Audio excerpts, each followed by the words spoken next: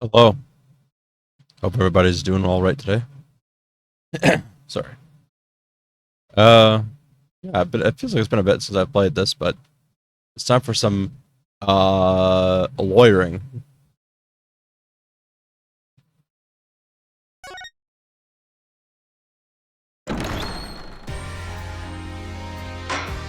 When we left off, we found out that the daughter was the fucking counterfeiter.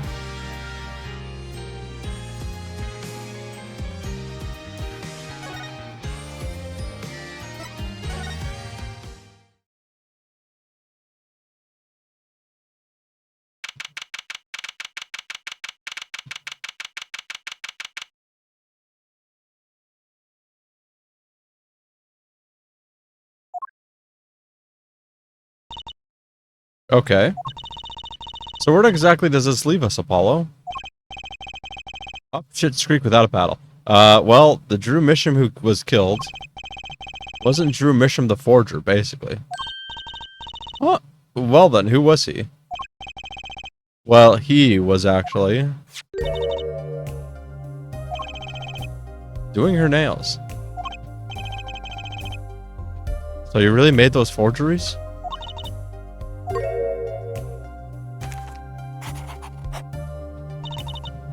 Yes. Her father.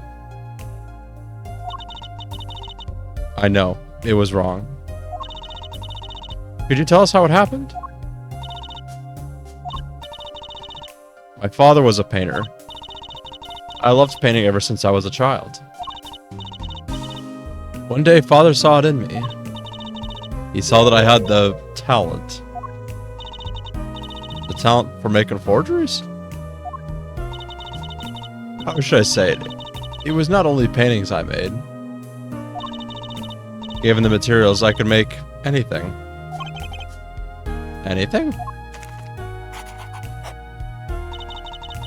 Father was so proud, and I so happy.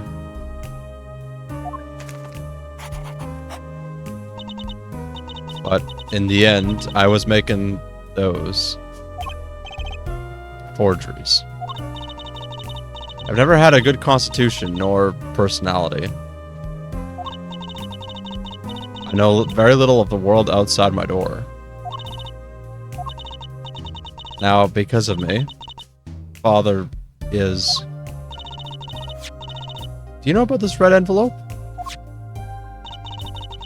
I remember that envelope. It was some time ago.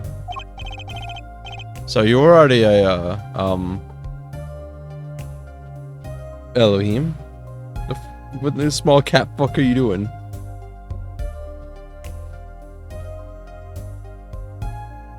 I guess it's lick time.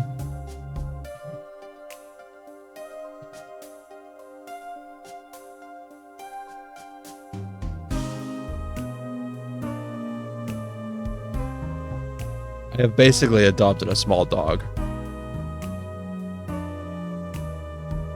So you're already you were already creating your works back then? I started when I was only 12 years old.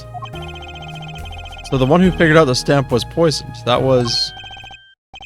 Mr. Justice, it's time. To the courtroom, please. Right. Out of time. Wait, Vera, just one more thing, please. Those 3 paintings in the studio.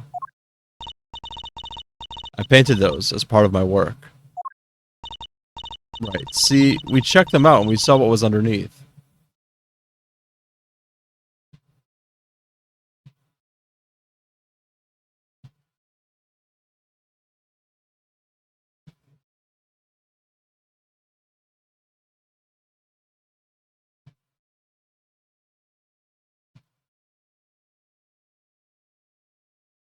Right, so we were check what's underneath.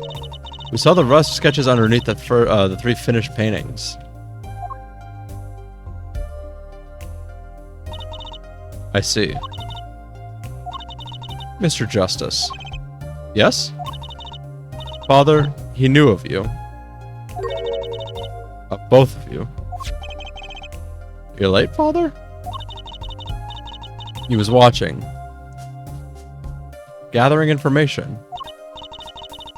All about the Wright & Co. law offices. But lately, we're not doing just law.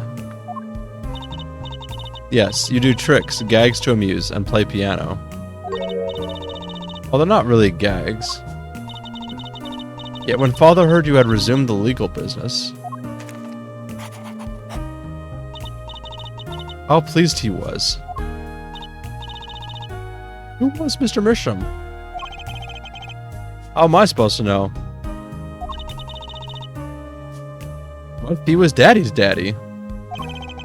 Judging from the relative ages involved, I'd say it's highly unlikely. Things are already confusing enough with all these daddies running around. Did not like saying that. Ugh.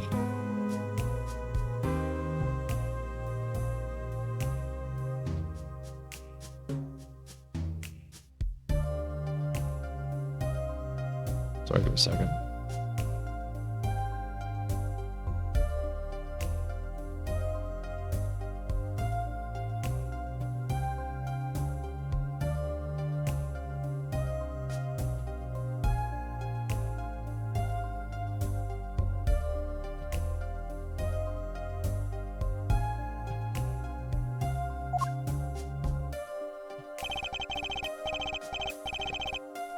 Hello, Gumbo. I sent you a picture. We know that the victim's daughter, Vera, was the forger. What does this mean for the case? Guess we're about to find out.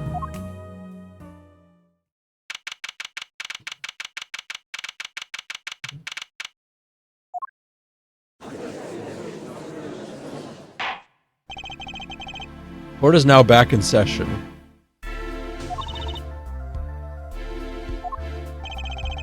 Vera seems pretty tense. She's practically chewing her fingernail clean off. Again, did not need to read that.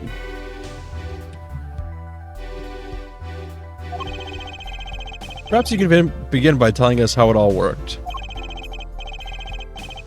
How did you set up this Drew Mission Forger persona?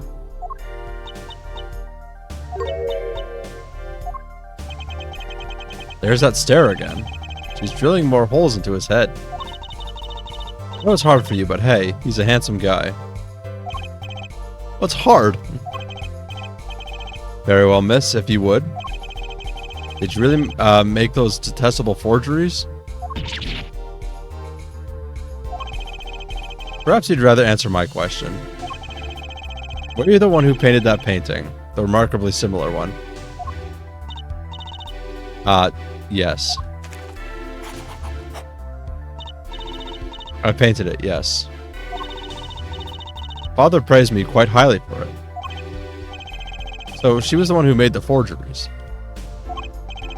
Yet she did not wish to reveal the truth of their operation. So the victim was a stand-in, a decoy.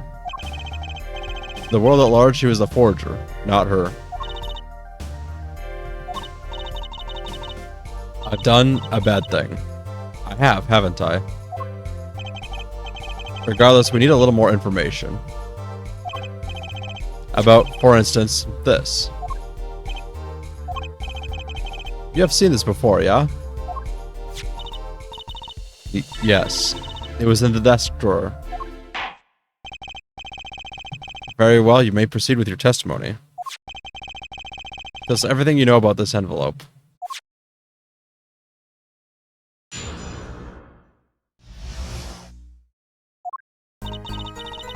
I created things and Father sold them.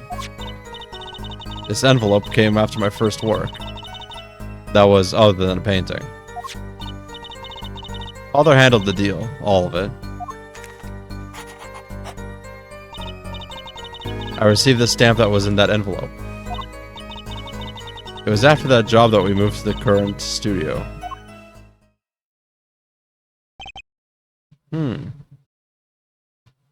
Keep fucking clicking off the window. There certainly was much of great interest in your testimony. Not that the witness realizes it. Very well, please begin the cross-examination. Right, okay. I need more information about this forger. This Drew Misham.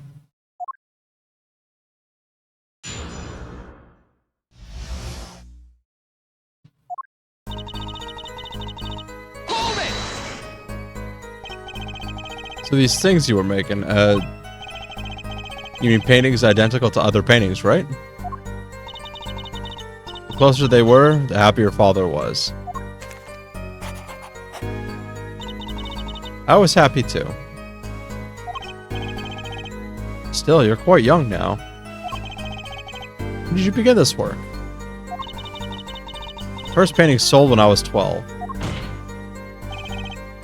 Your Honor, she had no idea what she was what she was doing was illegal. Objection! Easy there, little attorney. You're not here to defend her for the crime of forgery. True. Please tell us more about this envelope. It's an envelope that may very well have killed your father. Alright. This envelope came after my first work that was other than a painting. By other than a painting, you mean you'd only done paintings up until that point? Yes. Father had a realization. He noticed my talent extended to making things other than paintings. For instance? For instance, a letter someone had written.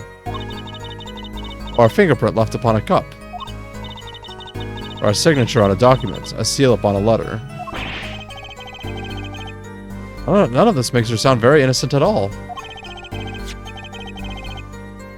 And the 100,000 promised in this letter was the start. The beginning of a new industry for Drew Misham. A new industry? Creations of items to be used in criminal proceedings. Forging evidence, in other words. Uh-oh. Father handled the deal. All of it. So you didn't know how the things you were making, were being used?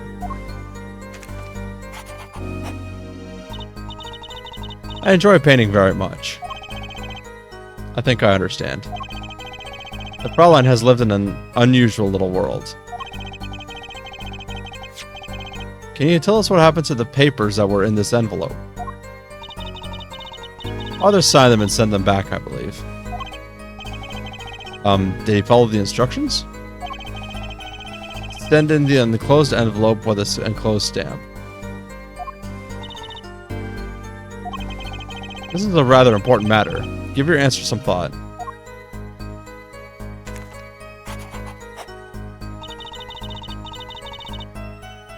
See the stamp that was in that envelope.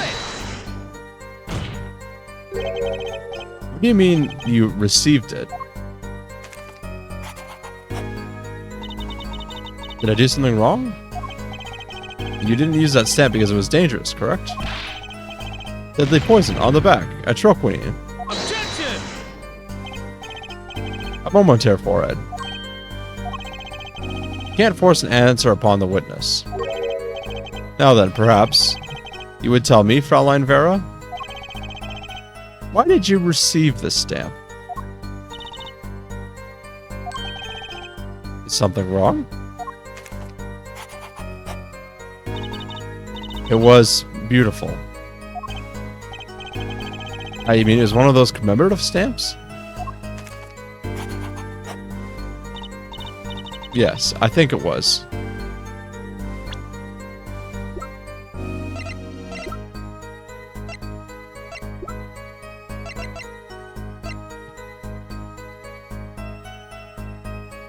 I was trying to see if...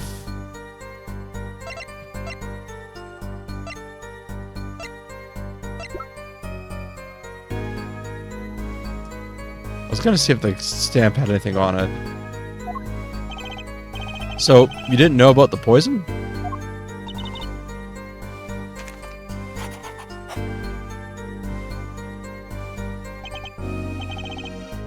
I guess not. So the trap failed by chance, by mistake. Thanks to this commemorative stamp. Quite the close call. It was after that job that we moved to the current studio. You mean you moved to where the current Drew studio is? Yes. We saw very few people there. began drawing picture books. The single job had tied them to the criminal underworld. I think Mr. Misham wished to reduce their visibility in the world at large. When we had to meet someone for some reason, Father posed as the creator of the work. So that was the real essence of the artist, Drew Misham. You did the work and he supplied the face. So you really didn't know anything, did you? You had no idea how much danger you were in.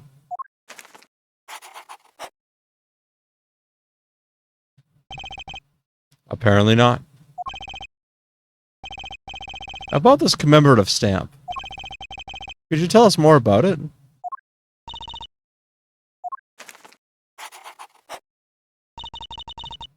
It was very pretty, and more than that. Yes. It was a picture of people I liked at the time. This is something new.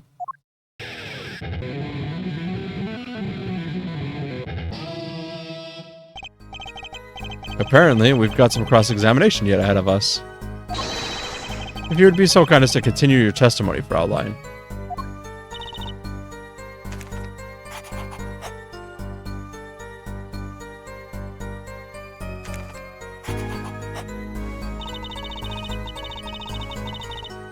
The stamp was a picture of my favorite magician, so I kept it. Magicians? I love mysterious things. I always have. Even though she fainted when she saw Mr. Hat. You're confusing mysterious with freaky. Father took me when I was very young. It was a great magic show. I loved it so much. See? Isn't magic great? Fine, great, yeah, sure. No need to get all excited. But the magic troupe we saw disbanded soon after. I was quite sad. Did she just say what I think she said? Magic troupe? Now, where have I heard that before? The red envelope came after she completed her first job. That makes it a letter from her client, whoever wanted a forgery made. Apollo! We're close, we just have to piece together the parts. Deadly weapon in a red envelope. And the path it took to take Drew Misham's life.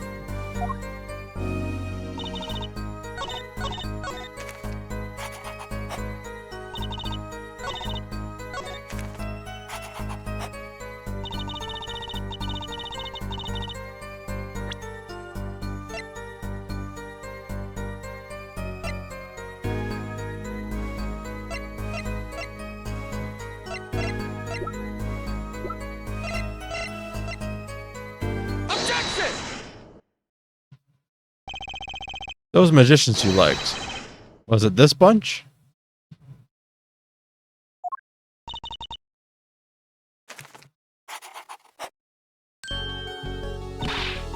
Apollo, they're not a bunch. I see. Still, I have to wonder. Why include a commemorative stamp like that in a business calendar? Good question. Well, pretty sure stamps are always better. You can't beat Troop Grimari. But the whole murder plan was a failure because of it. Ironic, don't you think? Prosecutor Gavin.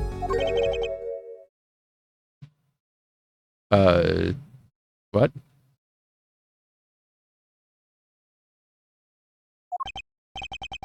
Prosecutor Gavin? Grammary. What's with Gavin? Might I ask just one question of this witness? In your testimony just now, you stated this was your first work that was other than a painting. Please, tell me. What exactly did you make? Can I ask why? No. Answer the question. Now. Eek! Prosecutor Gavin? You're usually not the one whose volume concerns me. Yes, it is unbecoming of me. I apologize. But I must know. Please, Miss Misham, tell me. He didn't call her Fraulein. Oh boy. It was a book. A single page in a book. A book? Please be more specific. It was a handwritten book, like a diary.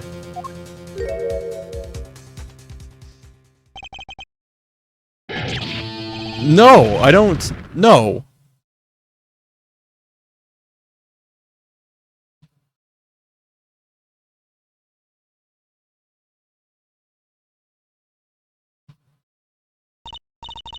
What's wrong with Prosecutor Gavin? He looks like he just saw a ghost. Miss Misham, this book. Was there a picture of a silk hat on the back cover? Yes or no? How did you know? Objection! Prosecutor Gavin, the defendant is answering all of your questions. Stop badgering her. He's told you nothing, has he? Your soiled, sullied mentor. Nothing? Sullied who? Phoenix Wright. Who else? Daddy? He never told you about the trial 7 years ago? About how he came to lose his attorney's badge. It was a certain piece of evidence that decided his fate, you know? A certain diary. On the back it bore the mark of a silk hat. What? Phoenix Wright, tossed out of the profession by false evidence. And the forger who made that evidence... Is this girl standing right in front of me? Vera, you must tell us. The evidence you made was used in a trial 7 years ago. Who asked Drew Misham, you, to forge the evidence? For all of our sakes, who was it?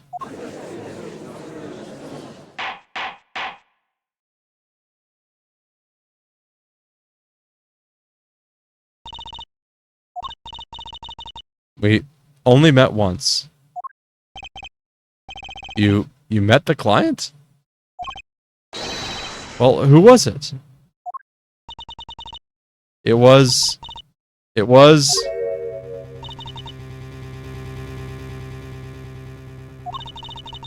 What's going on with Vera? He's staring at Prosecutor Gavin's face again. Guess what? Is there something about me? I remember clearly. Remember who gave me the book, the diary. Who was it?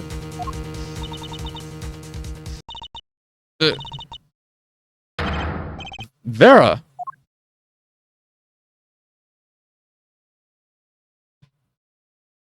The devil.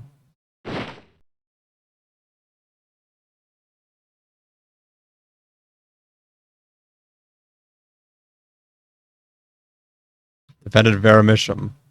Condition unconscious. Examiner's diagnosis, acute atroquinine poisoning. This ends the recording of the trial for the murder of Drew Misham.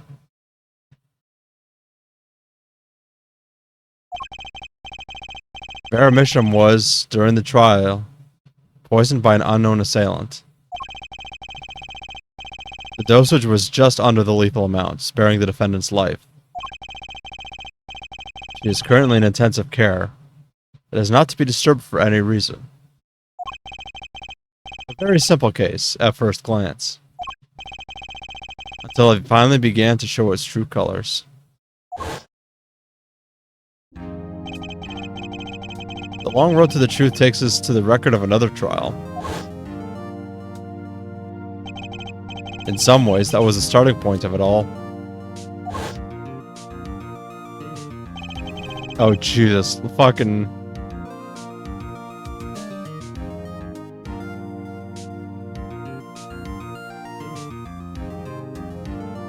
I gotta show this to Marine.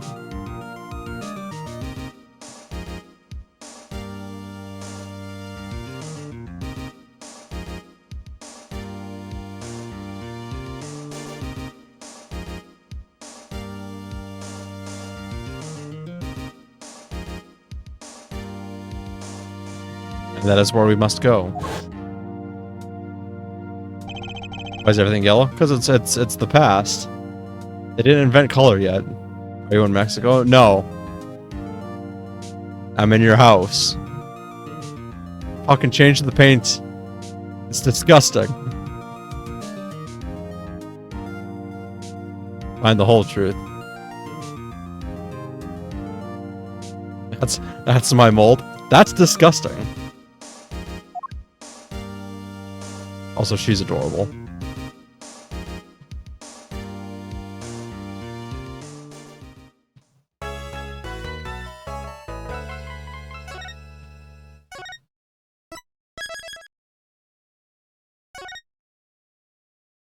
Trial 7 years ago. Trial 7.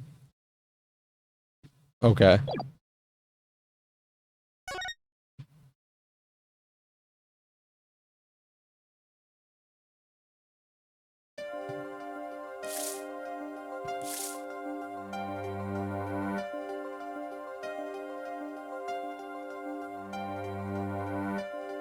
It's only a game of poker.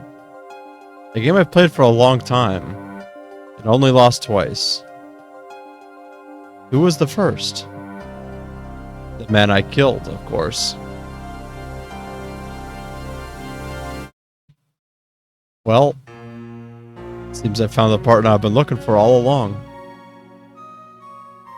Over a game of cards? Why, yes. Over a game of cards.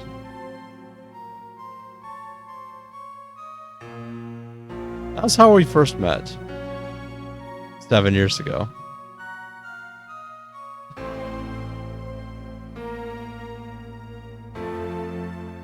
Seven years earlier, Phoenix Wright's final trial.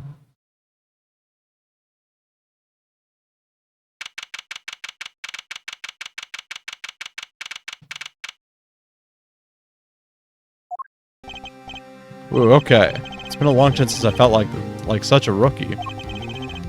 Gotta try and relax. Ah, good morning, Mr. Eddingmar. I'm sorry to have sprung this on you so suddenly. I received the files from your previous attorney only yesterday. Honestly, I'm not entirely sure I'm prepared.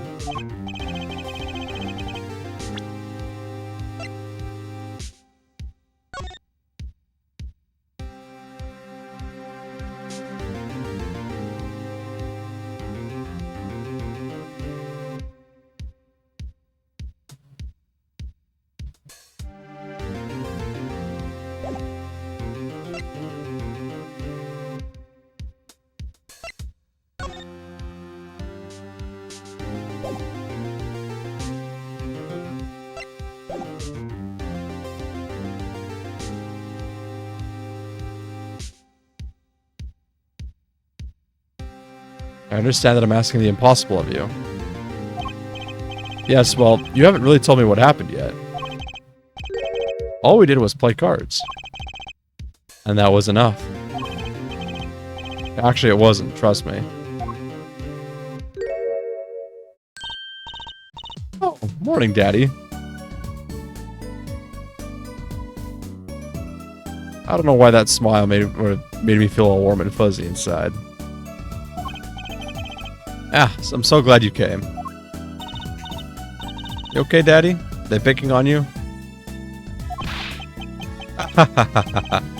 I am fine as always. This old boy is here to help me after all. That's a young man to you. Good morning. It's a cute outfit you have on. Thanks. My first show's today after all.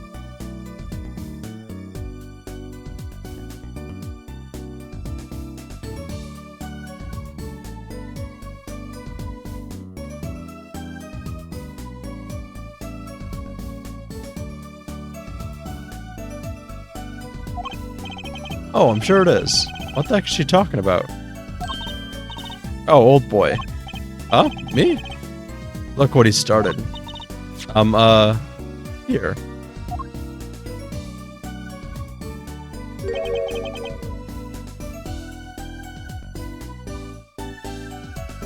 Seems Fate's clock will make me wait a little longer. At least only less than 10 swift minutes remain. To all those who have supported me in my life's work, I give thanks.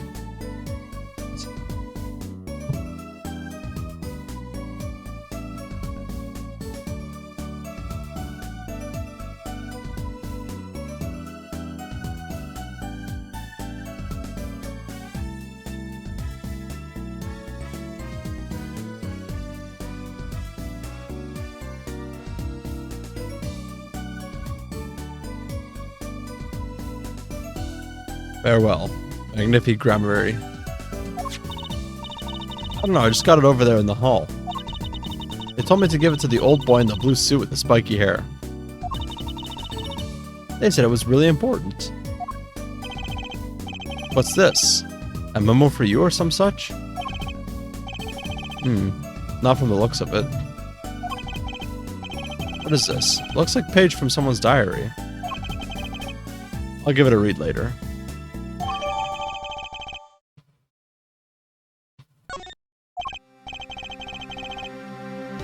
Well, how do you feel about the trial today? We'll get through it. Somehow. Incidentally, the prosecutor today is a new guy, I hear. Ah, an easy win then, yes? They're calling him a true thoroughbred in the history of the prosecutor's office. Of course, there's one of those every year.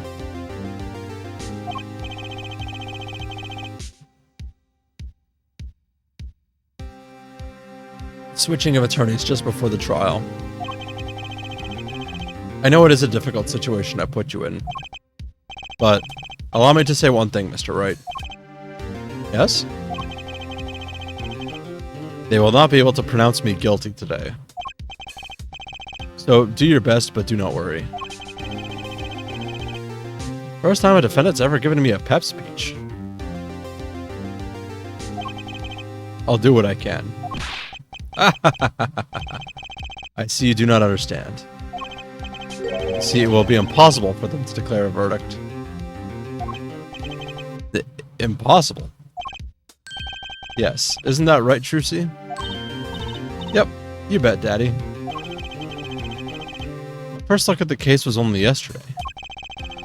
And the information I was given is a tad bit lacking, to be honest. Still, I'll do what I can. For their sake. Give me a second, guys.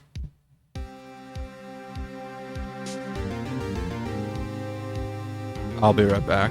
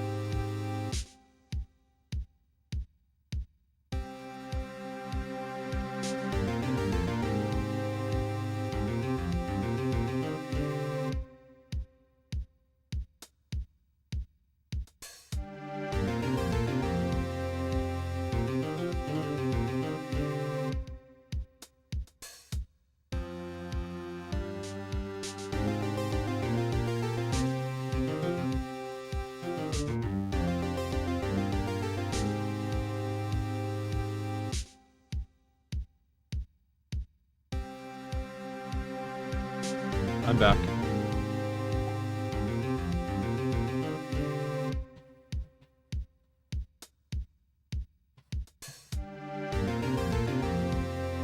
No, my mom needed my help for something that didn't need my help, so... And I have a cat who just wants snuggles right now. Oh, why do you want snuggles so badly?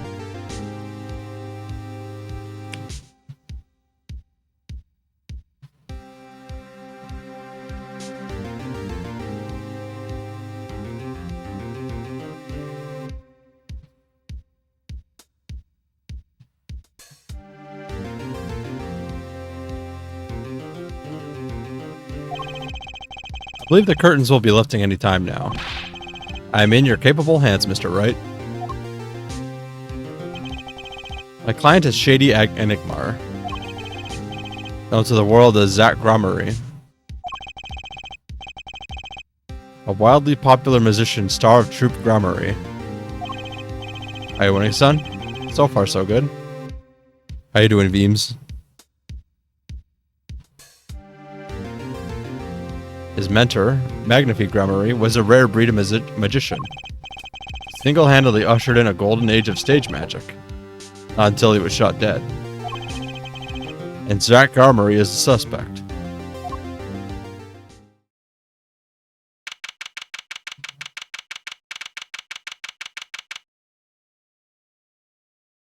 Windows voluntold itself to update, fucker. Why do you think I have mine set to off? The update.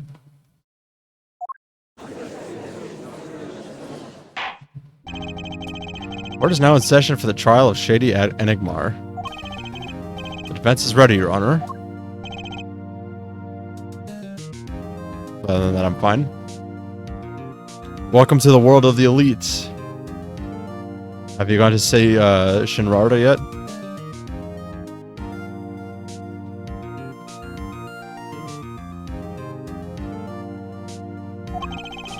Is the prosecution ready? I was just thinking, is this what all the fuss is about? Bit of a buzzkill, really. I logged off as soon as I got it, so not yet. Ah. Yeah, you posted that really fucking late.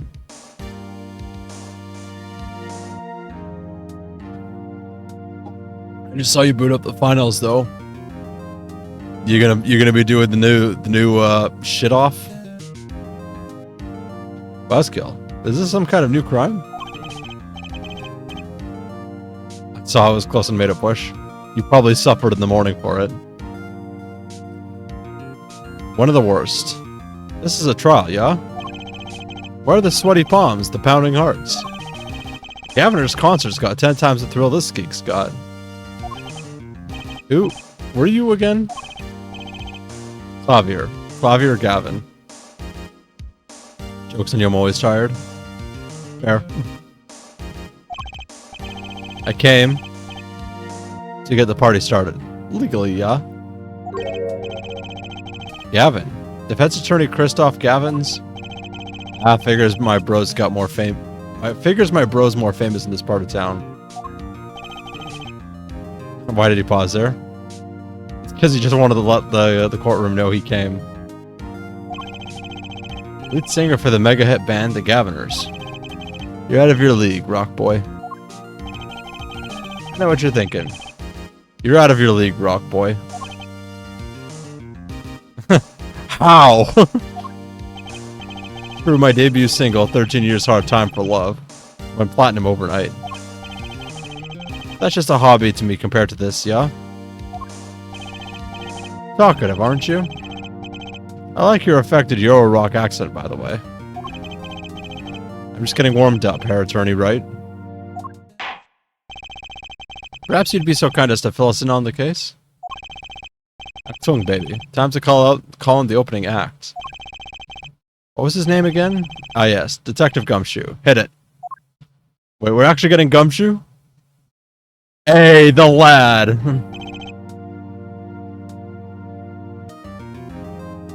Those Ospu skins look nice.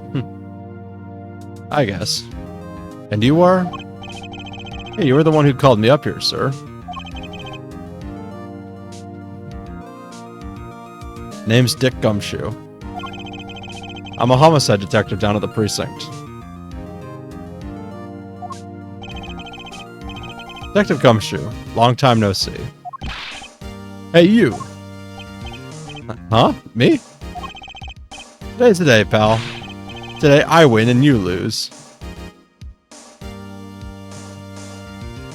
I'm not... Gumbo, have you ever seen clips of the Phoenix Wright anime or no?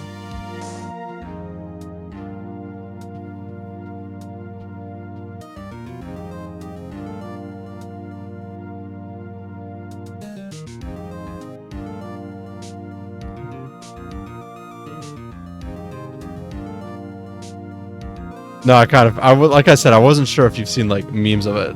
One of my favorite things in the anime is Gumshoe barging into things and going, "It's the cats!"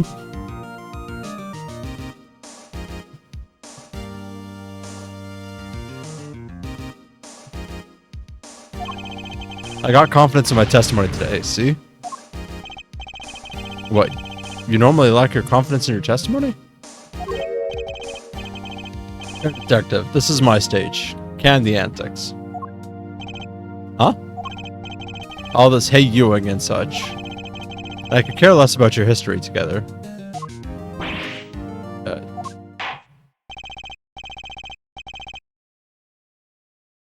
Very well, Detective Gumshoe, if you would. Let me see something quickly.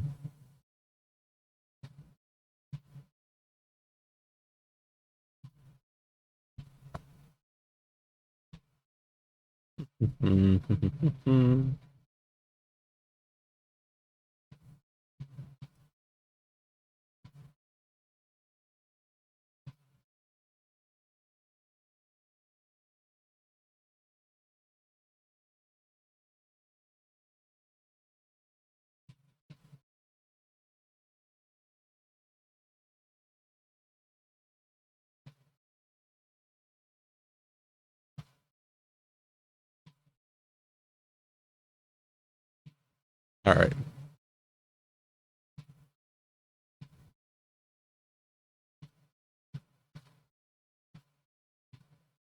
Sorry, I just had to send something to Gumbo. Please tell us about the case at hand. It happened 6 days back, in a room at the General Hospital. The facts are as simple as they come. Here's the crime scene. The victim was a patient, asleep in his bed, in a hospital bed. The killer comes in, puts a pistol to his forehead, and bam, lights out. Them's the facts.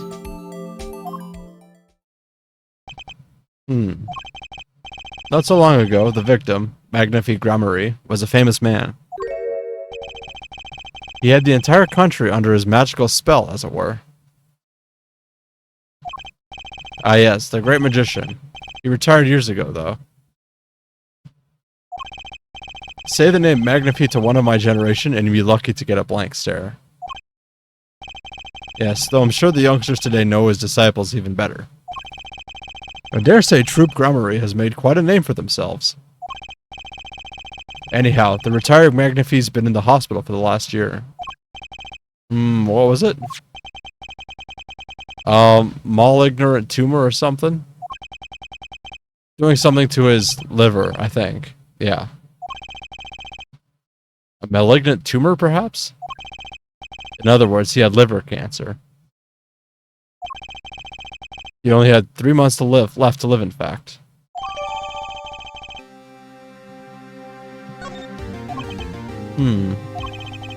Facts do seem simple enough. But something's not right. The victim was already climbing a 3-month stairway to heaven. Why not wait for him to knock, knock, knock on heaven's door? Why shoot him? I wouldn't have put it quite so lyrically, but it's true. Why make the effort to commit murder when the victim was about to die? Incidentally, the victim had a serious case of diabetes.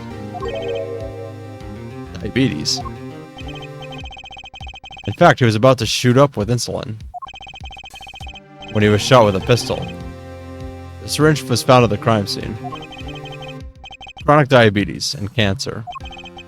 As much as it pains me to say it, the victim was very clearly at the end of his life.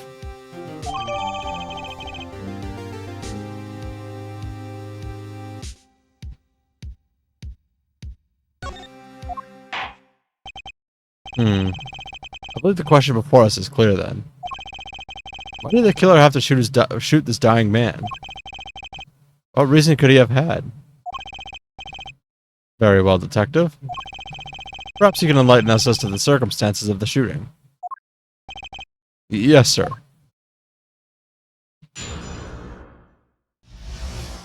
I love how it's using, like, all the old, like, on-screen stuff. I think that's kind of fun. Actually, the victim kind of ordered the defendant to do him in. A few days before it happened, the victim sent a letter ordering his own murder. The defendant did what was asked of him and shot the old man in the forehead. The bullet was fired from a pistol found at the scene, no doubt about it. The pistol definitely belonged to the old man, sir.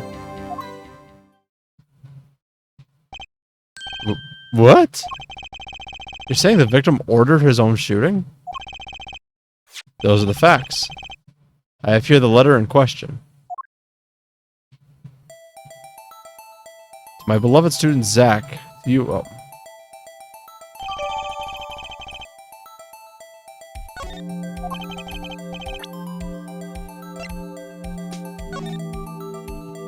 To my beloved student Zach, to you I entrust the task of lowering my life's curtain. Come on the 13th, 11:05 p.m. I will ready a gun with which you will shoot one shot square in the forehead. You cannot refuse, and we both know the reason why.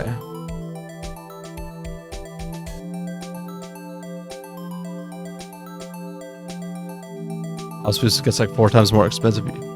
Wait, is it actually available? Like for ordering? How much is it out in Europe?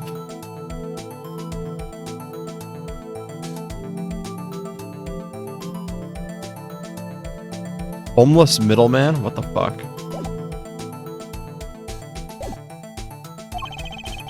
Although, could such a thing as a letter really cause one to pull a trigger, I wonder? I believe the answer to that question can be found at the end of the letter. Ah, you cannot refuse, and we both know the reason why. 220 euro per can. What's that?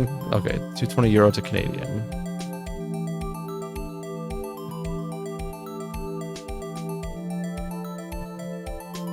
$4 a can. I guess it's not much more expensive than a normal energy drink.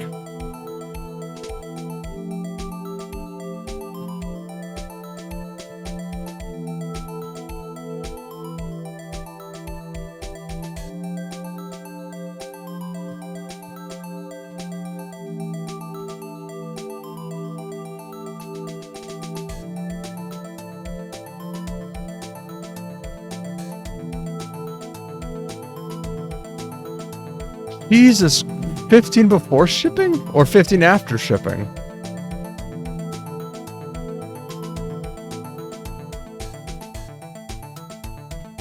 No, that's fucked.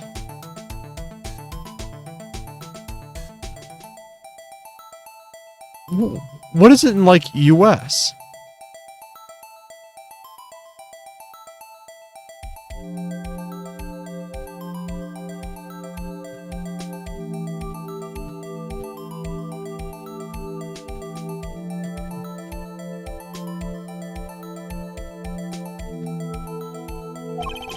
Detective Gumshoe, can you explain this to the court? $10 in US? Okay, so it's about the same price in currency conversion.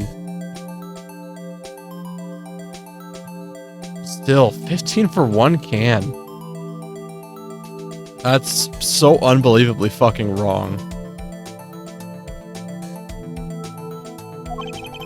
Unfortunately, even the defendants won't say a peep about that bit, sir. One thing that bothers me about this. Why didn't he just say 11? Why haven't it come at 11:05 without some specific reason?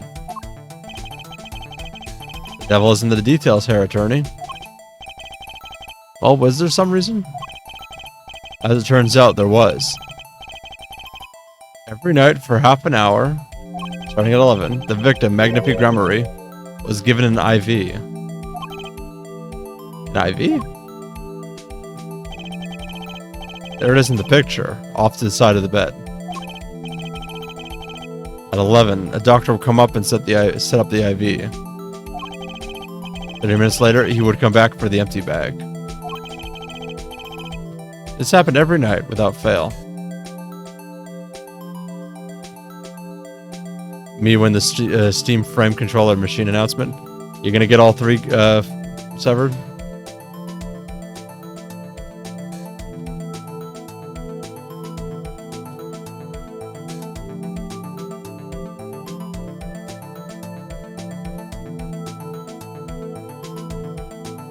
Pixel energy? Maybe not the PC? Okay.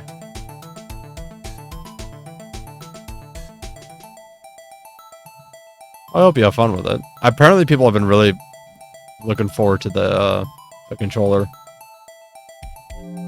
Pixel's who they're partnering with to make it? Okay. It's still very disappointing. It's $15 fucking for one can.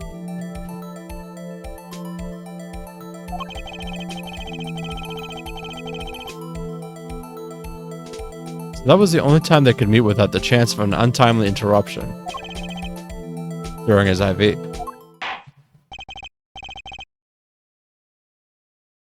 I don't know why more companies don't make the back button standard. Fuck if I know.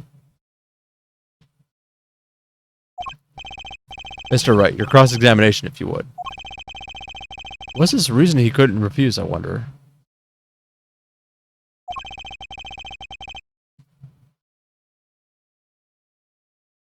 You could have at least mentioned it to me.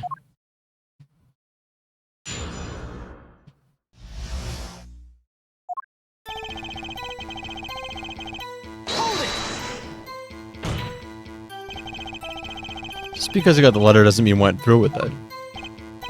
Oh, I disagree. The victim was indeed shot in the forehead after all, just as he commanded. It could be a setup. Let's not be in such a hurry. Maybe we should let the witness talk for a change. Thanks, pal.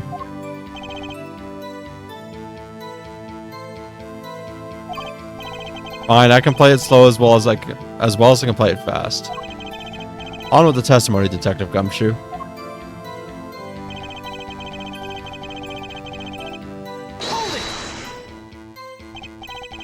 And this letter was sent by the victim? There it is. Gotcha. You're all mine this time, pal. Huh? I didn't check the actual shipping cost because you need an address and I was too lazy to look up where. Gumbo, I have the Prime Minister's fucking address in my burp space.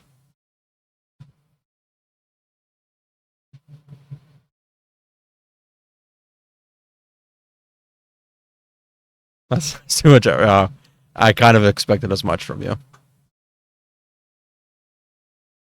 I had the handwriting checked out, of course. It's the victim's, no mistake. Ah, I see. Score 1 for the boys. I didn't lose. I was just ascertaining the facts. So why am I so annoyed? But a letter ordering your own death? Things aren't what they used to be, I guess. I'm not sure this is exactly commonplace even now, Your Honor. So anyways, I guess I'll keep going while I'm ahead. The defendant did what was asked of him and shot the old man in the forehead. How can you be so sure? Hey, you gotta learn to stop relying on people to do your thinking for you, pal. Learn to think for yourself. Get that noggin cranking. Several people in my community I know just fucking winced.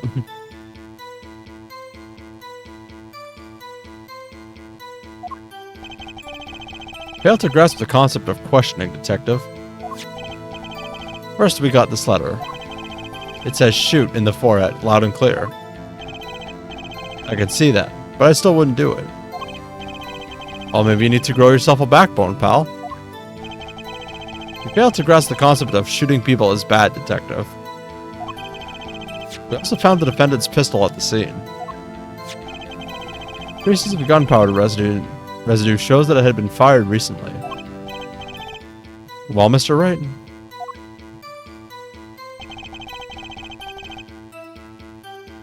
As far as I can tell from looking at this photo, there seems to be no issue with the prosecution's claim. The photo. Maybe there's something in there I can use.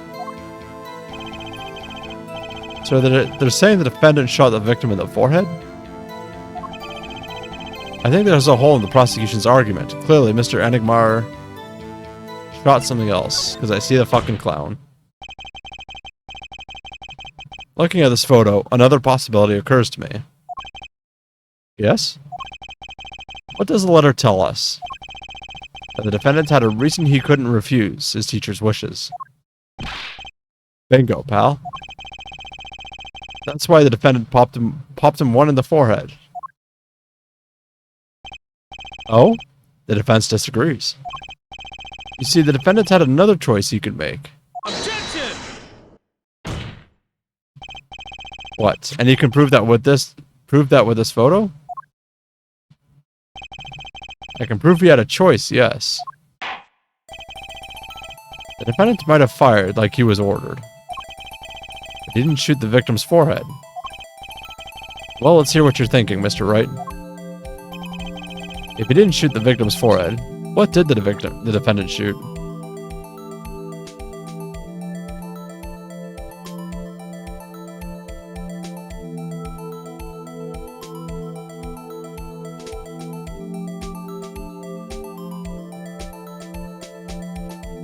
Let me fucking select it. Oh, it's R. I was mashing E. The clown doll? Take a closer look, see? It's been shot in the forehead too. Ah! There's a hole in its forehead. Yes, and a hole in the prosecution's claim. Objection! Ha! I suppose you have a reason as to why he'd shoot the clown doll? He didn't just shoot the doll. He shot the doll's forehead. His forehead? Ah. Let's read the orders once more, shall we? You will shoot one shot square in the forehead. Which is exactly what he did. He shot the clown doll square in the forehead. The defense has raised an intriguing possibility. That hole in the clown's forehead definitely looks like it was shot. Bailiff, send someone to investigate this matter. Objection! I admit, I'm impressed, but I expected nothing less. Still, this doesn't mean he didn't shoot the victim. Objection! Perhaps he did have to shoot a forehead, as ordered. The letter says nothing about whose forehead. This was the only way he had to follow his orders without taking a life. The bullet hole in the clown doll's forehead does demand an explanation. It might very well be a clue, yet Prosecutor Gavin is right. It alone does not prove the defendant's innocence. You cannot say for sure the defendant didn't shoot the victim. So sorry, Mr. Wright. How sad it is to see the mighty fall. How sad it is to see the novice's overconfidence. He doesn't realize just how big this little hole is going to get. Detective Gumshoe, please take this newfound fact into account as you continue your testimony. So what if you shot the clown? You still shot the victim, pal. So let me get this straight. You're saying my client first shot the clown, then shot the victim? Hey, not a bad summary, pal. More of a confirmation than a summary, but whatever. That was really more of a confirmation than a summary. For fuck's sake. But a defense attorney seems pleased enough for themselves. Do these people ever miss a chance to mock me? Well, now that Mr. Wright's gotten that out of his system, shall we continue with the testimony? I didn't have time to gather all the details before coming here. This testimony might be my only source of information. Better pay attention and read this letter carefully.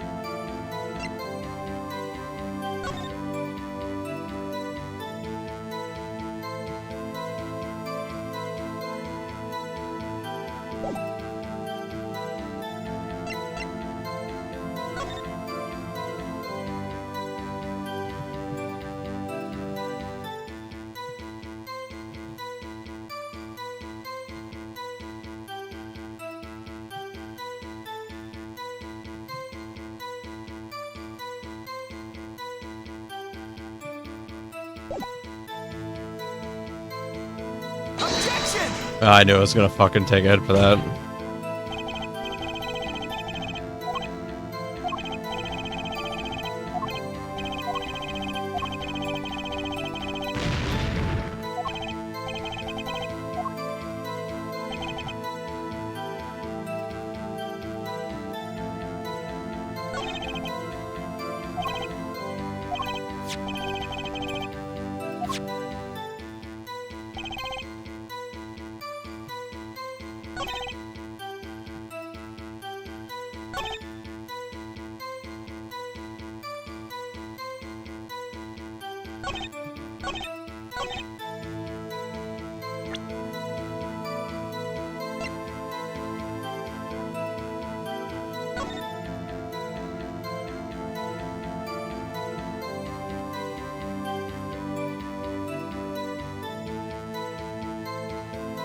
The IV's not even in.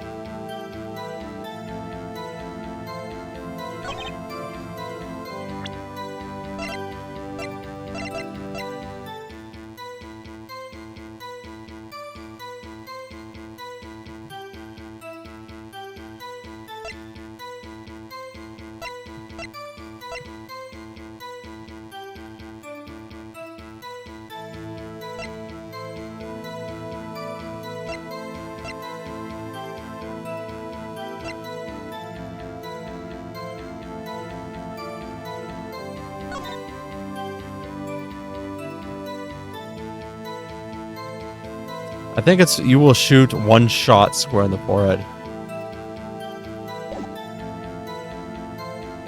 Objection! God damn it, what?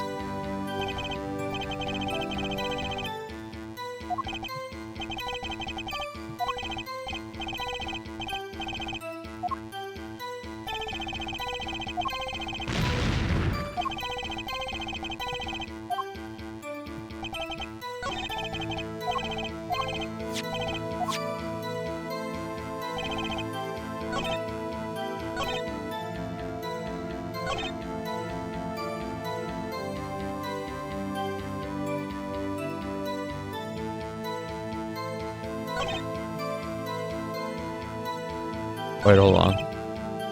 Hold it.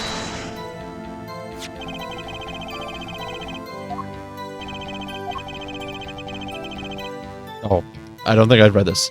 It's a funny looking gun, so there's no mistaking it. We compared the bullet taken from the victim's skull with a bullet fired from this gun. The rifling marks on the bullet were a perfect match. So, you verified the murder weapon, in other words. You bet we did.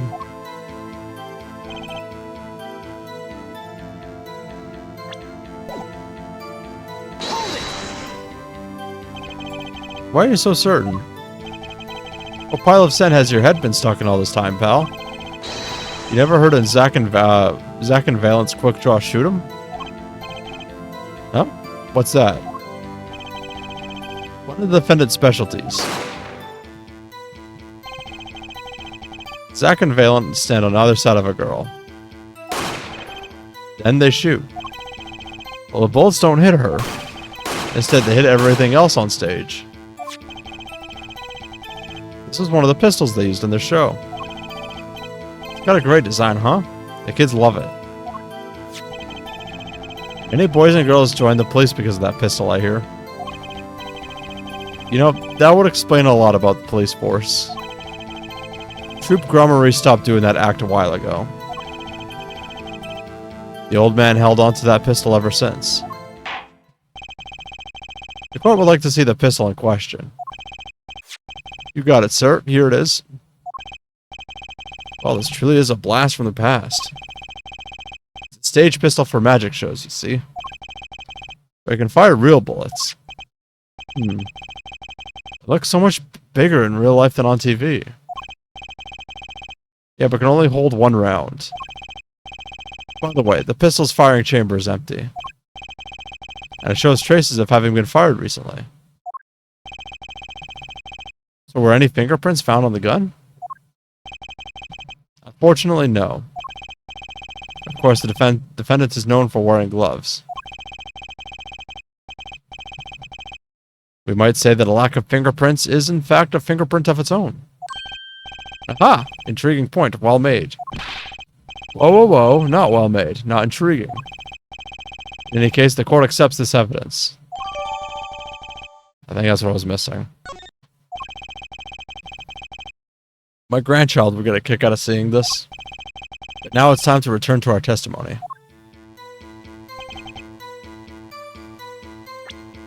Now I present the pistol.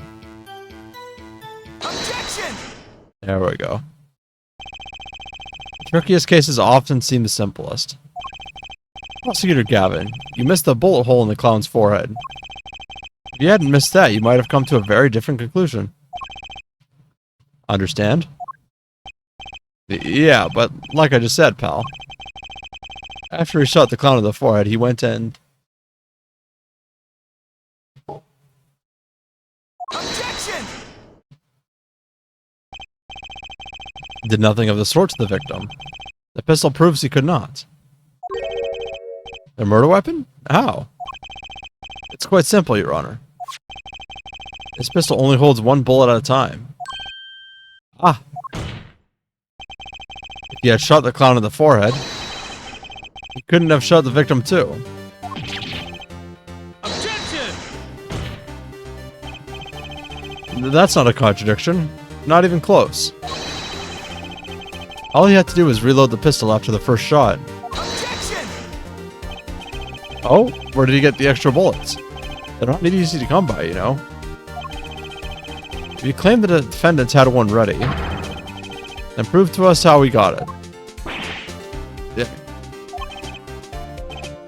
Yeah. I had a feeling this wasn't over yet. No, this party's just getting started.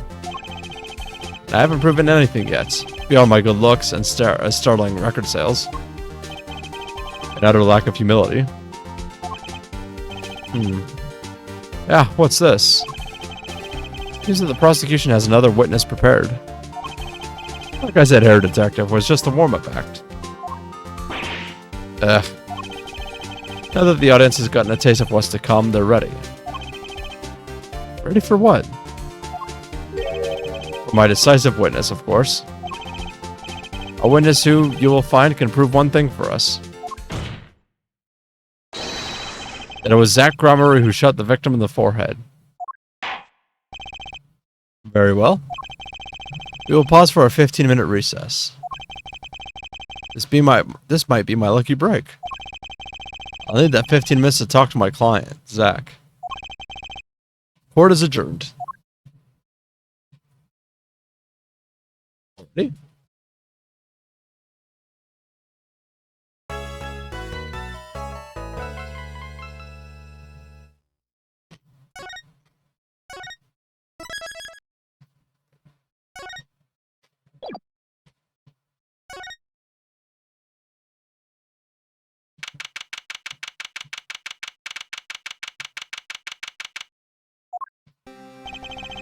Very impressive, Mr. Wright.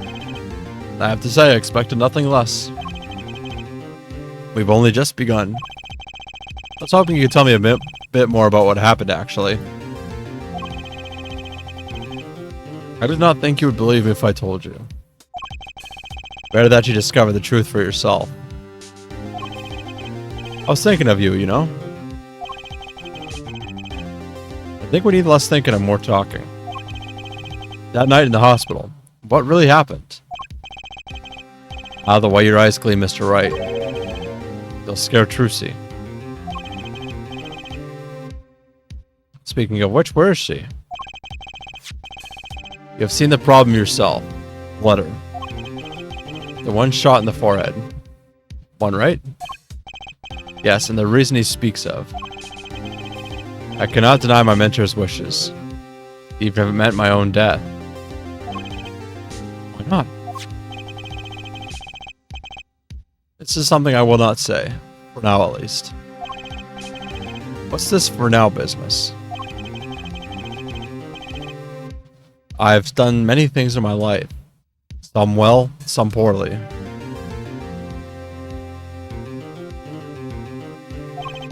But this is a cross we must bear out alone to our graves. We? You wanted to know about the night of the incident?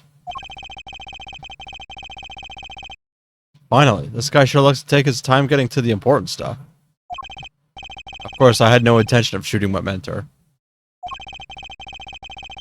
I snuck into his room that night at that appointed time. Excuse me. And found there upon his bedside table 2 pistols. 2?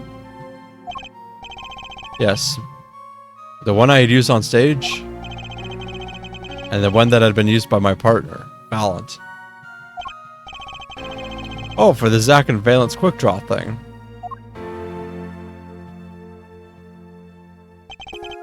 My mentor had the look of one sleeping. I stood by his bedside, hearing only the light sound of his breathing. Then I took the pistol into my hand. I cannot deny that my resolve faltered then, for a moment.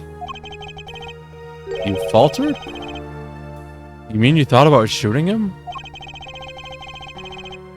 Recall there was a reason I could not refuse his request.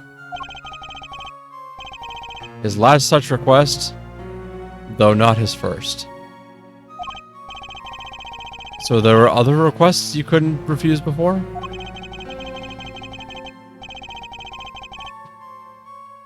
To be honest, I've not always been steadfast, and I fear I've brought upon pain upon Trucy.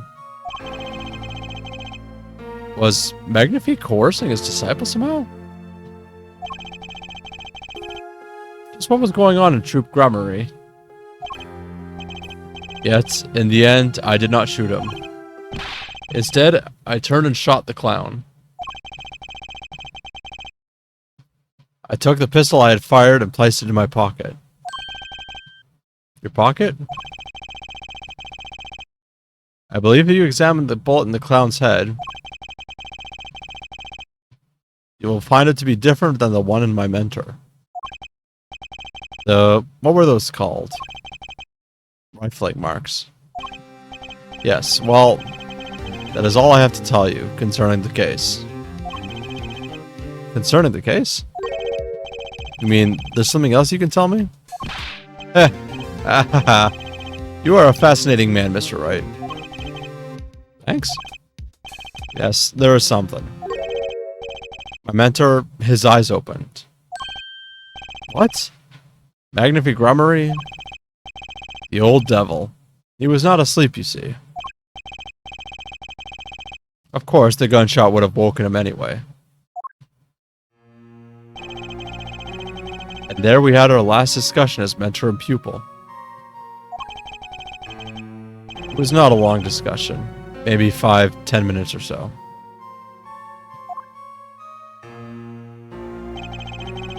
What did you talk about? Haha. Mr. Wright, did I not just tell you? It does not concern this case. Zach Grummery. He seems pretty steadfast to me. Maybe just stubborn. Mr. Wright, your presence is requested in the courtroom. Once again, I am in your hands. Right. Let's get back in there.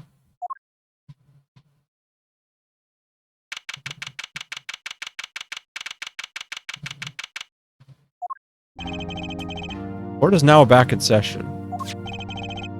During our recess, a bullet was found in and dug up from the clown's head. Well, this is news. And the rifling marks? There wasn't time to do a detailed analysis. They did find the weapon type matches the murder weapon. Well, that's not very conclusive, is it? Which is why I'm about to call my very decisive witness. Your decisive witness? How many times have I heard those words?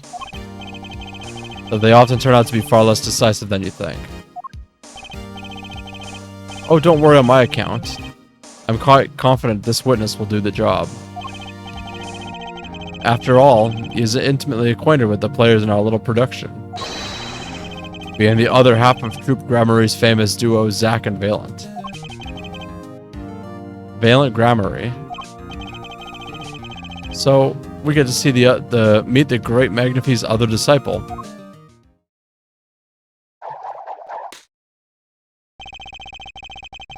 Perhaps we'll start by asking your name and occupation.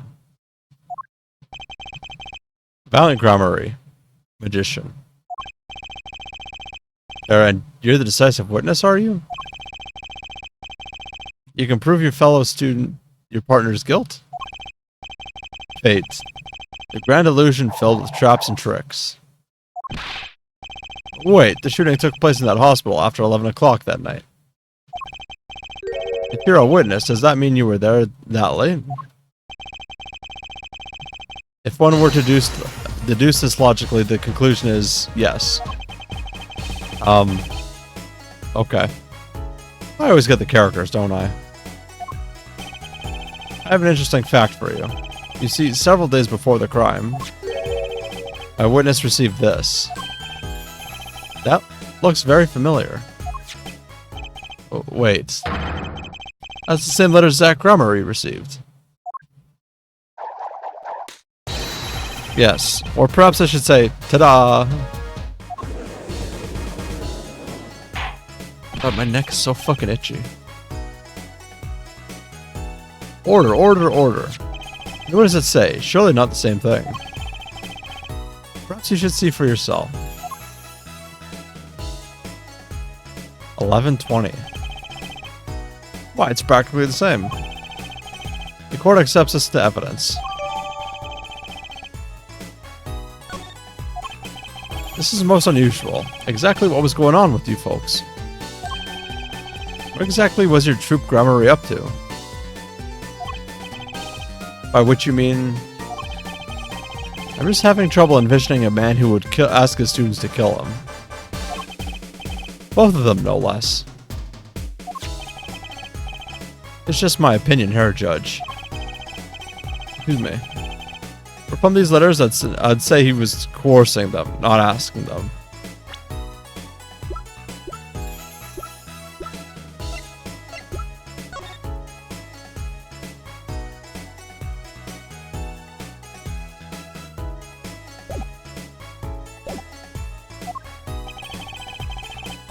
We walked the magician's path together, and in doing so shared much of our lives. When people are so close, there is strain. Warping of relations, you might say. Yeah, this has nothing to do with the case at hand. By which you mean you're not going to tell us. Which makes me wonder even more about this reason they couldn't refuse.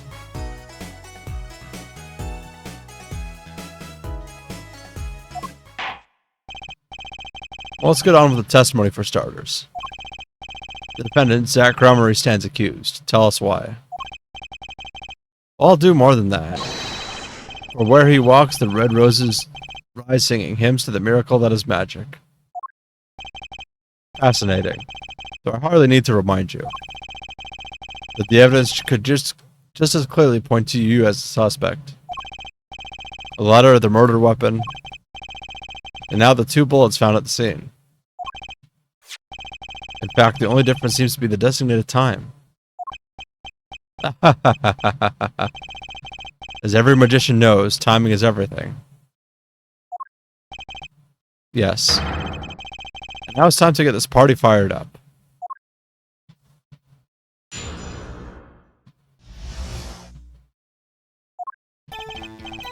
That night I visited the hospital room at the time Magnapy requested. The smell of gunpowder hung in the room. My mentor had taken his final bow. I did not imagine my fellow student might have received the same instructions. Yet a deal with the dead is still a deal. That sweet kiss I gave to the clown. Then I informed the doctor and the police. What? Why shoot and then say something?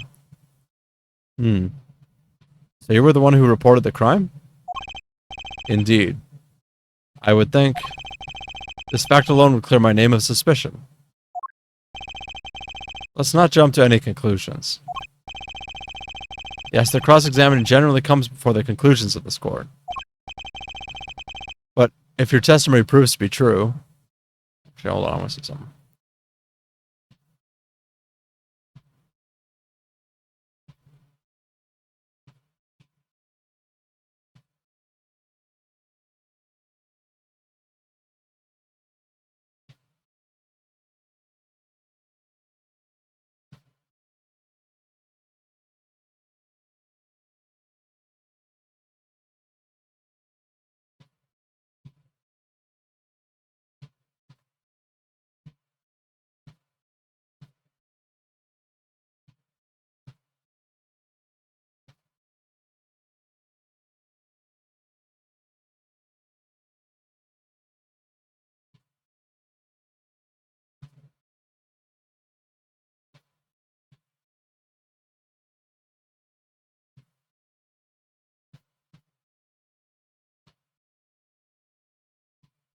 Sorry, I'm just checking something.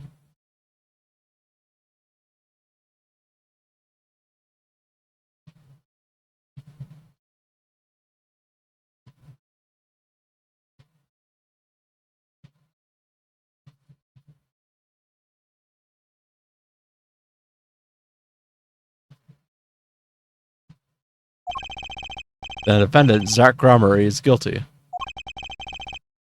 If it wasn't Zach Grummery, then the killer was you, Valent.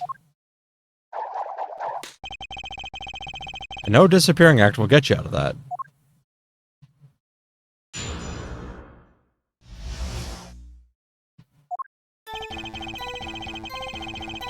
That night I visited the hospital room at the time Magnapy requested.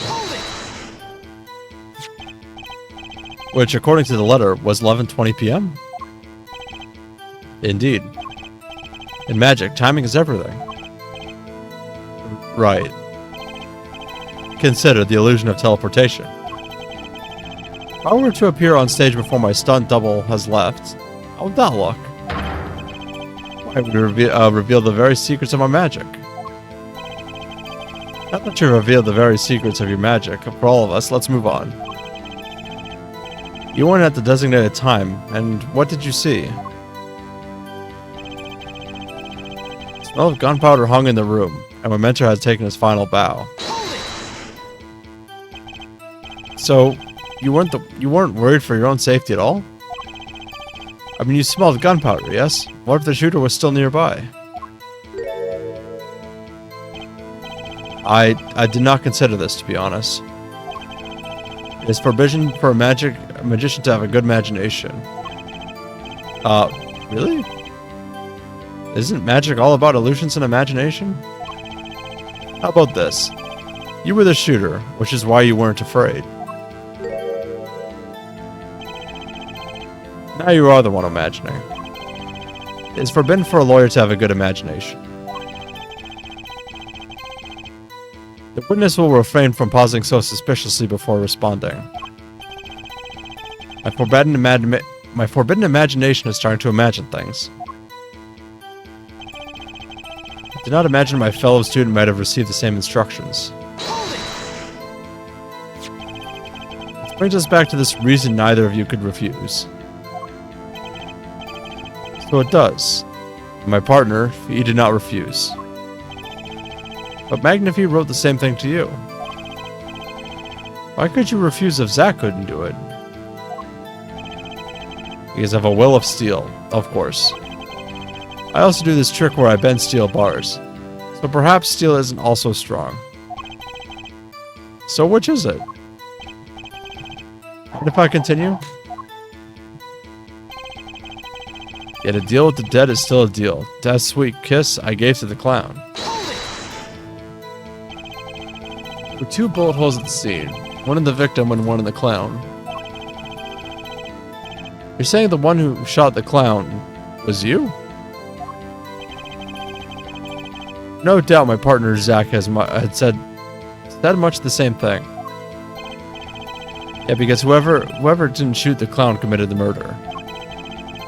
Better dig around here a bit more and see what I turn up. Mr. Valent, let me ask one thing about something else concerning the crime scene, and namely...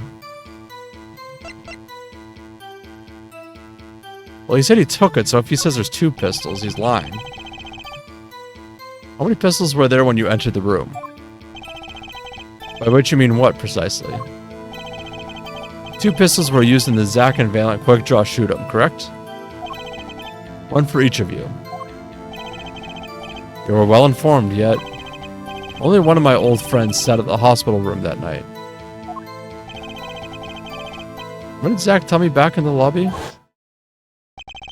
Of course, I had no intention of shooting my mentor. I snuck into his room that night at the appointed time, and found there upon his bedside table 2 pistols.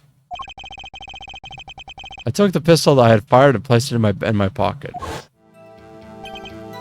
I see no problem with that statement. Only 1 pistol is visible in the photograph of the crime scene, after all. Did you pick up that pistol and fired it? Indeed I did. Alakazam. Alakazing, alakaboom.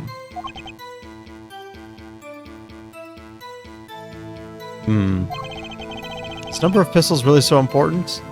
Yes. The number of pistols is quite important, Your Honor. Very well. Please add this detail to your testimony. What can I do but obey? Only 1 pistol was in the hospital room that night. That's it, I shot the clown.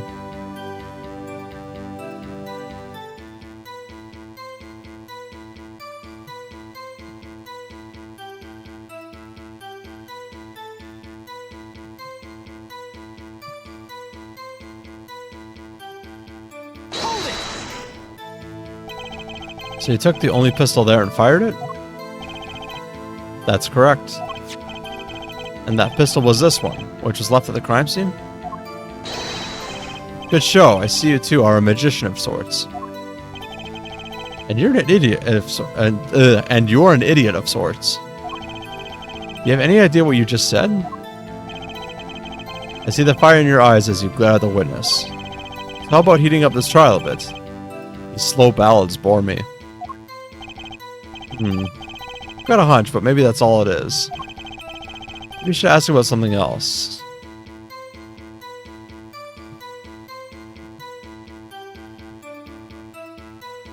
No, because neither of them would mean anything.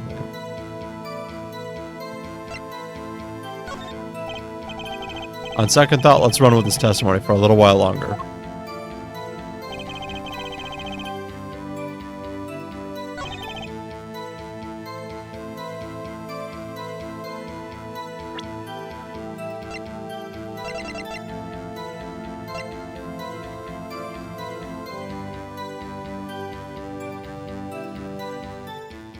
Objection! Hey. According to the defendant, Zach Gromery, when he entered the room, there were 2 pistols on that table. 2? One of those pistols he used to shoot the clown in the forehead. Then he left with it in his pocket. Of course, this is what he would say. Unlike the hapless clown, we must assume our defendant has some brains in his head. But what about what Mr. Valent has told us? You see, there's something about his testimony that doesn't make sense. What might that be? I told you, I took the pistol that was there and shot the clown. That's your story, at least. But the rifling marks tell a very different story, Mr. Valent. Recall what Prosecutor Gavin told us. We compared the bullet taken from the victim's skull with the bullet fired from this gun. Rifling marks on the bullets were a perfect match. Ah. Mr. Valent, if you fired this pistol, then you shot the victim in the forehead.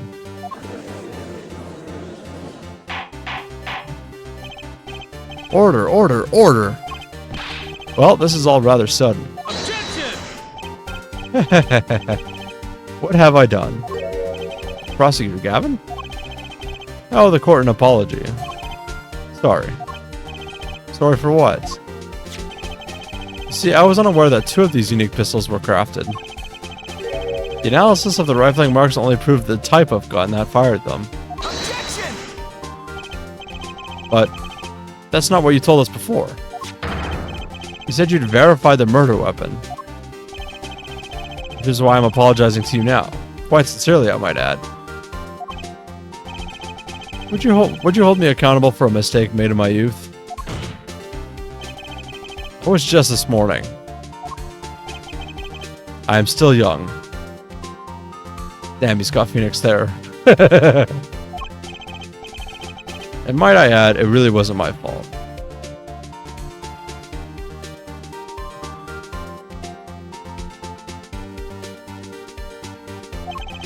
The defendant had only admitted he took 1 pistol from the scene of the crime.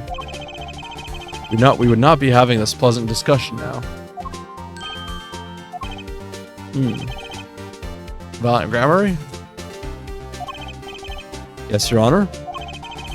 You were presented to this court as a decisive witness. We've proven to be more divisive than decisive.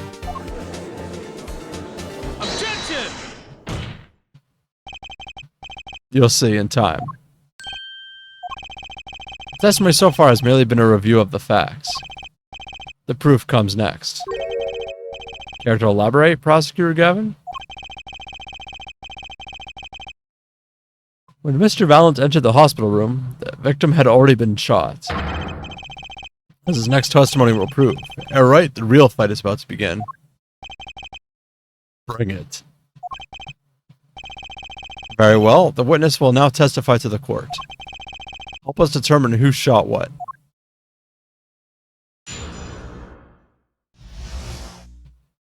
Who shot what? I arrived in the hospital room at the appointed time, which is to say 11:20.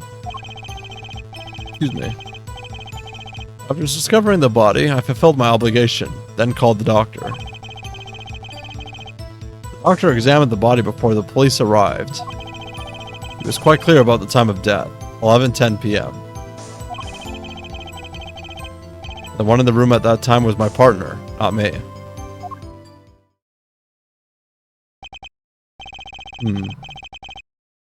Those times are rather close, you have to admit. You're talking about an alibi established over a matter of minutes. Use a 10-minute discrepancy as the basis of your alibi. It's easy to explain in this situation, Herr Judge. For example, take our debut hit single, 13 Years Hard Time for Love. Cue to the song, press the play button, and it will play for 2 minutes and 15 seconds. Do it 100 times, the result is the same. Their debut single was only 2 minutes and 15 seconds long? What a ripoff. Magic is a world of utmost precision. Hocus pocus requires admirable focus. And in the time of death determined by the doctor, there was an incontrovertible truth. Very well, the prosecution warns us that we're dealing with rather precise times. And we can expect the cross-examination to require the same level of precision. I would hope the defense refrains from customarily broad, sweeping accusations, lest we blur the focus that this case so clearly demands. Point taken. Baseless remarks will result in a penalty. Carry on, Mr. Wright.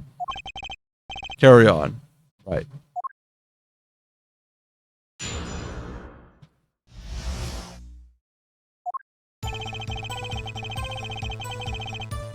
Hold it! 11:20 p.m. Can you prove that's when you arrived? Alas, such a feat may be beyond even the great Valent. But there was no one in that room but Magnifi, and he was departed after a fashion. I have here defended Zach Bremery's sworn description. I snuck into his room that night at the appointed time. It was 10 minutes before I left the room, and the victim was still alive. Time indicated by this letter to Zach was 11:05 p.m. Exactly. Which means the witness could not have entered that room before 11:15. Because his partner was still in the middle of his crime. I see someone did their arithmetic homework. You see, the defendant himself has corroborated the witness's testimony. Does that all make sense? Not a problem. I don't see any problem with that testimony. If you say so. Let's continue, shall we? Sometimes the most magical thing of all is the truth.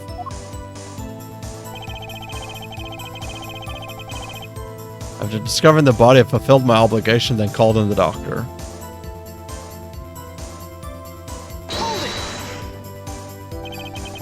You walked in on a murderer, and the first thing you do is shoot the clown? The disciple does what the disciple must. The mentor's request without reason had caused for me a surfeit of sorrow. But what would I, Valent, be now without him? May the soul of Magnifi the Great find greater peace above. This I muttered to myself as I pulled that lonely trigger. In any case, I believe this was nothing more than what we have already learned. I'm still waiting for one of those right moments, Hero Attorney. May I remind you that baseless remarks will earn penalties. Proceed with that in mind. Yes, Your Honor. What a pain this is turning out to be. The doctor examined the body before the police arrived. Did the doctor say anything concerning the cause of death? Why, yes. I believe he screamed, "My God, he's been shot in the head." It doesn't take a doctor to notice that. I probably would have screamed the same thing. And I would have penned the requiem that arose in my soul that horrid sight. What happened to good old-fashioned investigation? In any case, I believe this is nothing more than what we have already learned. I'm still waiting for one of those right moments, Herr Attorney. What?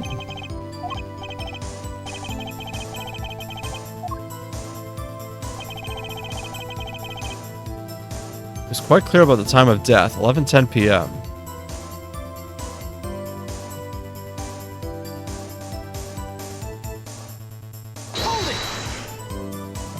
I have an odd feeling about this one. I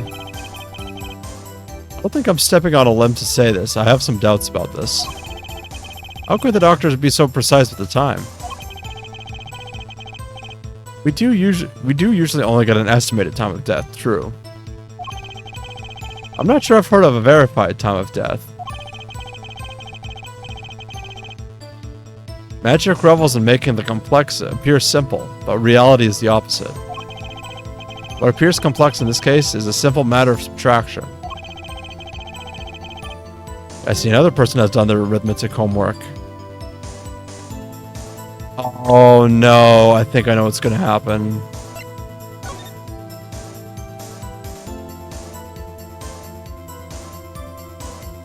Ten swift minutes remain. The point here is the IV the victim was taking. It's quite visible in the photograph of the scene. Recall what we heard earlier about the victim Magnifique Bremery's schedule. Every night at 11, Magnifique took an IV drip for 30 minutes. You can see the IV bag right there, yes. Now look a little closer. Follow the tube down from the bag to the end. Ah! The needle's been removed. Doubtlessly, it fell out when he was shot. That would seem to be the case. When the needle comes out, the IV no longer drips. Ah! You can just measure the remaining IV liquid. Precisely. The IV liquid functions, for our purposes, as an hourglass of sorts. This is how the doctor determined the time of death. From the amount remaining in the bag, it was determined that the IV had stopped 10 minutes after administration began.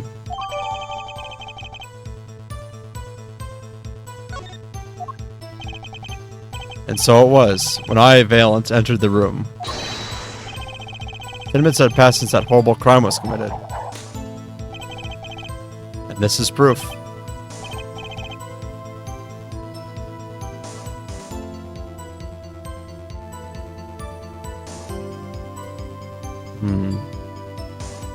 Well, Mr. Wright?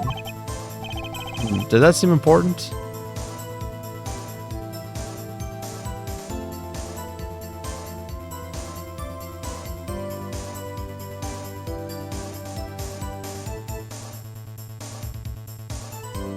Yes. Well, seeing as it's the biggest clue we have to the time of death, I'd say it's very important.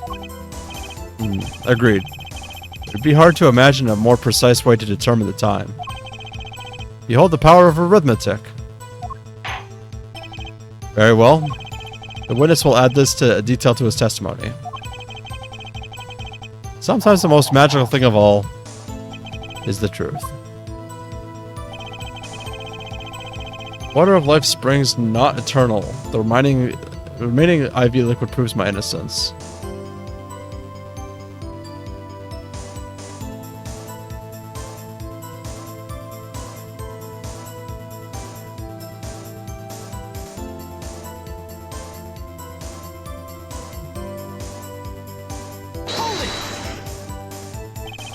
Did you notice the IV yourself by any chance? First I entered that room, the stench of gunpowder assailed me. Next, the mark of death upon my mentor's forehead. And then his left arm, did I spy, arose drooping and wilted.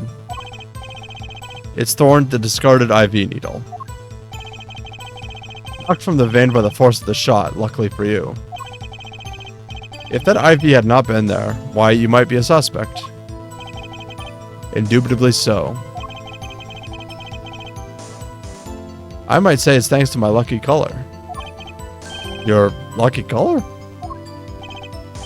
Indeed, even today I wear it proudly upon my suspect self. For it always, without fail, brings me luck. Why, when Zack and Valent won their first Magician's Grand Prix, it's the very one held by the Association of International Magicians. I was adorned with this attire then too. Their trophy, a bust. What a day that was. Yeah, this is one trip down memory lane no one needs. I like a color, yes indeed. And that IV too. I say I think twas hued especially for me, Valent. That does seem to be the case, indeed. Well, The IV is the wrong color. Yeah, she looks happy with himself. Okay, how about this lucky color testimony? It certainly sounds like your lucky colors brought you plenty of luck. But not this time. Mr. Valance, your lucky colors betrayed you. I'm afraid you've lost me. Your Honor, the witness's testimony just now clearly contradicts the evidence. What? Please recall my warning at the beginning of this cross-examination, Mr. Wright.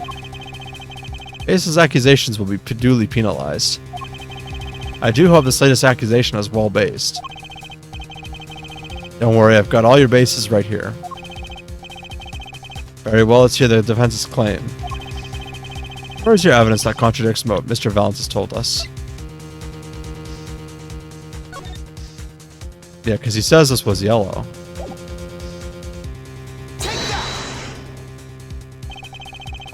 Crime scene tells all, Your Honor. Photo of the crime scene? All this talk of color has me yearning for black and white, clear-cut simplicity. Tell us here, right? Just where this is the contradiction in this photo? My pleasure, and I assure you, it's quite simple. But I can't promise anything in black and white. Let's hear what Mr. Wright has to say. What in this photo contradicts the witness's testimony?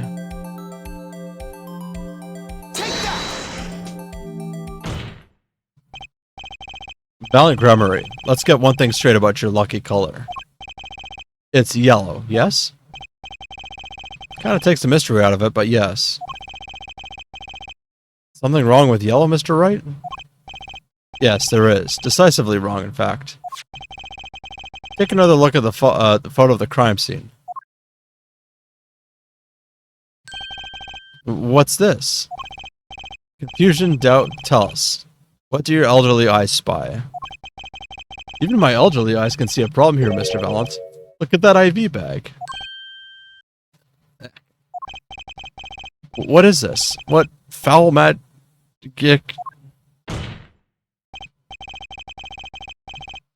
It would be hard to call the IV liquid yellow. And I'm afraid no magic was involved in the taking of this photograph. Alika's no!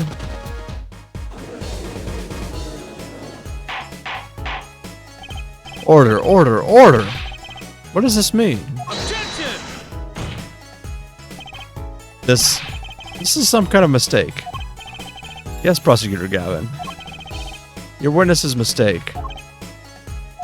The greener they are, the harder they fall. I suppose there's no substitute for experience.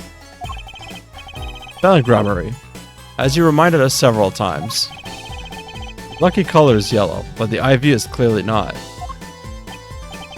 Well, this contradiction can only mean one thing. Objection! And to think, you almost had me. I see your true colors now, Ace Attorney Phoenix, right? Something you'd like to tell us, Prosecutor Gavin? As far as this court can tell, the witness's testimony does contradict the evidence. Yes, a contradiction. One that I shall be pleased to hand right back to Mr. Wright. How do you mean? Because the witness has made no mistakes. I agree at a glance the IV liquid does appear a sort of greenish yellow. But I assure you, the liquid itself is quite yellow. Yellow liquid? How can you say that? As far as I can tell from this photo, it's green. Yes, but what color is the IV bag itself? The bag? You mean the plastic bag on the hook? It looks like I want to say light blue? Precisely. Figured it out yet? Put a yellow liquid in a blue bag and you get green. This, incidentally, is the liquid's true color. I see. Your explanation does have a ring of truth to it. But wouldn't he have still seen it green? As I thought. There's no substitute for experience, Prosecutor Gavin. What? You may tell a good tale, but you've just proven something rather grave. For you, that is. Grave? The liquid in the IV is yellow, yes. But how did this witness know that? It's quite unnatural when you think about it. You did think about it, didn't you? Ah. Eh. Your Honor, the defense requests an explanation from the witness. At the scene of the crime, the IV liquid appears to be green. So let me ask, how did the witness know the IV liquid was actually yellow?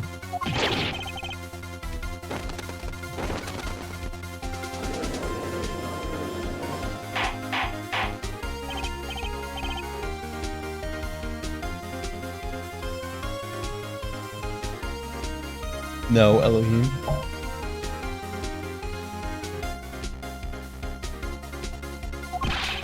Mr. Wright, you will explain this at once. Witness clearly knew the color of the IV liquid. So I'm sure it means something, but what? I can think of only one possibility, Your Honor. The witness, Valiant Gramarye, has testified the IV liquid was yellow because...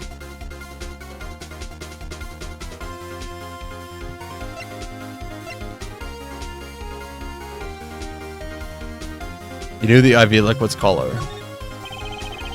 The facts before us, the answer is clear. The witness knew that the IV liquid was yellow. Why? Because he'd seen it before. But not inside the blue bag we see in the photo. It's not the liquid by itself in a clear, colorless bag. I'm supposed he would have had to, but I'm still not clear as to what this all means. Ask yourself, why would he know if he didn't work at a hospital? That's where you'll find your meaning, Your Honor. Objection! I'm afraid I find nothing, so what if you knew the IV liquid's color?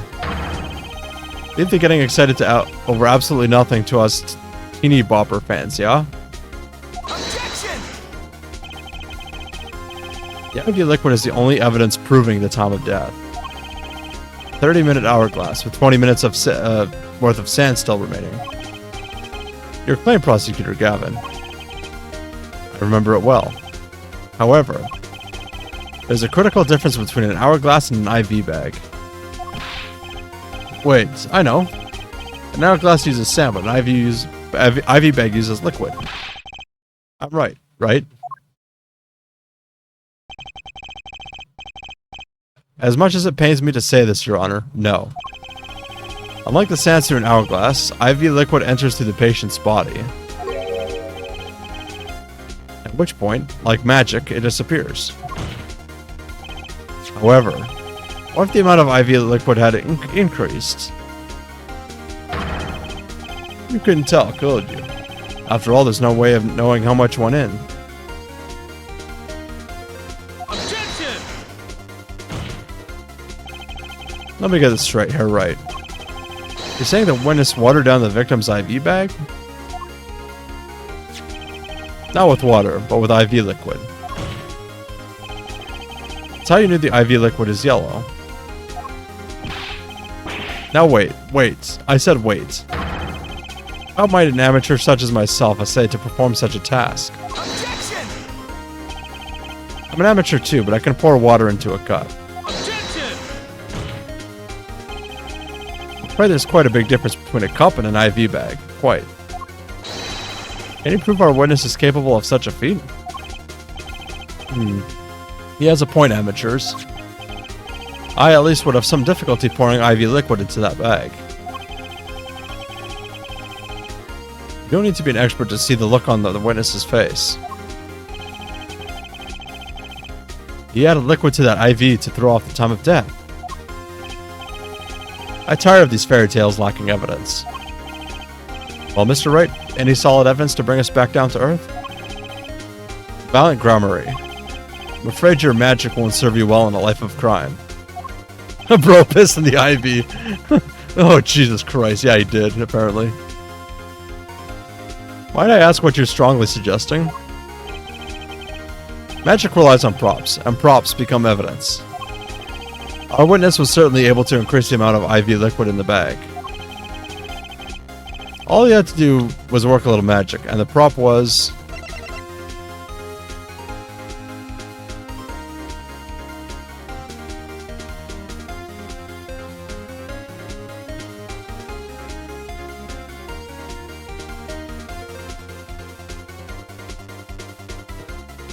It would have to be this, wouldn't it? The victim's syringe. It's a perfect prop for the magically increasing IV trick. And easy enough for an amateur to use. Objection! What kind of evidence is that? The syringe was clean, not a trace of liquid in it. Objection! And don't you find that odd, Prosecutor Gavin? What? The victim had the syringe to administer his insulin shots. There should have been traces of insulin left inside. Well, Valiant Gramarye? As you pointed out yourself, the IV liquid makes a perfect clock. One that you could manipulate at will.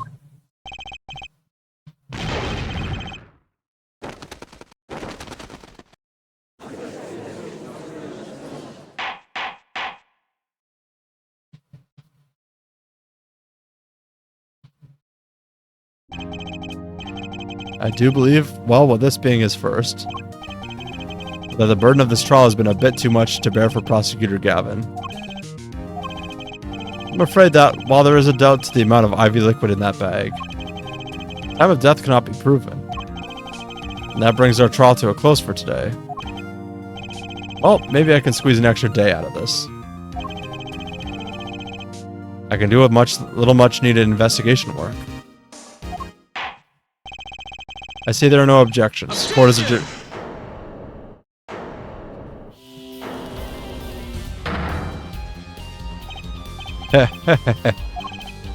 Truly, there is no substitute for experience. Nothing blinds one to the truth so effectively. A word to the wise. Underestimate the young and they'll sweep your feet from under you. In a way you'll never ever expect it. You see, I know exactly what you're thinking. What's he talking about? You say the witness used the syringe to manipulate the level of the IV liquid. But there is no proof. There's no proof he didn't do it either. Yes, quite true. Huh? He's admitting it? Nor was this witness quite as decisive as I'd hoped. This, I admit. After all, why linger in the past when the future holds so much? Do you have something in mind, Prosecutor Gavin? Proof, Herr Judge. I have another way to prove my case. With evidence, no less. What's this? This is the victim Counterfeit Gramarye's diary. After going into the hospital, Counterfeit began writing his memoirs, it seems. Story of his birth, his startling debut, and meeting his disciples. It seems he intended for the last chapter to end, quite appropriately, with his death. Wait, that book doesn't say what the reason was, does it? The reason why his disciples couldn't refuse his last request? Sadly, it does not. What's important here is on the last page. Apparently, the victim wrote in his journal that night. Even after the IV had begun at 11 p.m. Let's read it, shall we?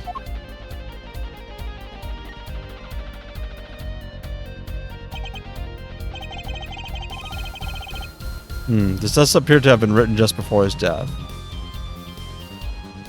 Night's IV is in, maybe the last. I leave the rest to them. The first should come soon. This journal may end here or may go on, but not long. That depends on his hands. All that is left is for me to lay down my pen. The court accepts this into evidence. Read the very last part with particular care. This journal may end here or may go on, but not long. That depends on his hands. Of course, by his. He refers to our defendant, Zach Gramery. That would make sense, yes. He was the first scheduled visitor, after all. Hold on a second.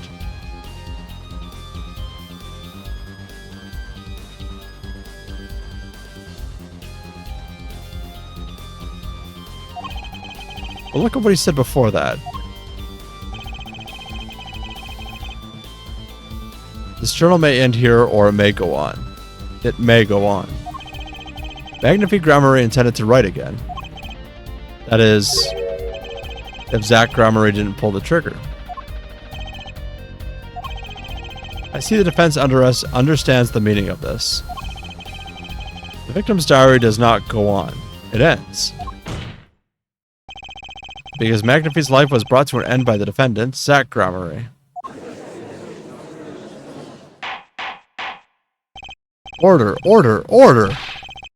Prosecutor Gavin, are you certain that Magnifique Gramery wrote this? There is no mistaking his handwriting.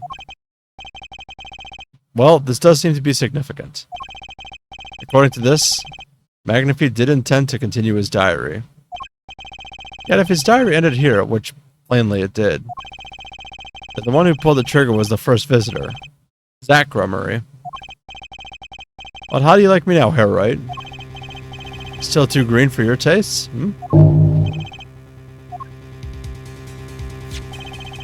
He's right about the diary being pretty clear. Still, I find it hard to believe. He'd overlook such an obvious problem with his precious evidence. Well, Mr. Wright, witness's testimony we heard was lacking. But put together with this evidence, it seems quite sufficient for a case. Why am I still getting tagged? God damn it. If the diary is accepted like this, the trial's over. Maybe it's time for me to show them something. I'm left with no choice but to show my own evidence. What? You have some evidence that overturns this diary? It's not too late to rethink this and avoid more embarrassment. Very well, please show us your evidence, Mr. Wright. Incidentally, I don't even think of showing us this diary I've just shown to the court. Now that we've come this far, I hope you have something a little more decisive. Show us evidence that proves the victim continued writing his diary. Alright, I'd be happy to. Decisive evidence proving that the diary didn't end with this page is... And here's the killer. The thing that ended poor Wright's career. First, take a close look at this diary. Note that a page has been clearly ripped out. What's this? I didn't notice that at all. That's why we're still here talking about this.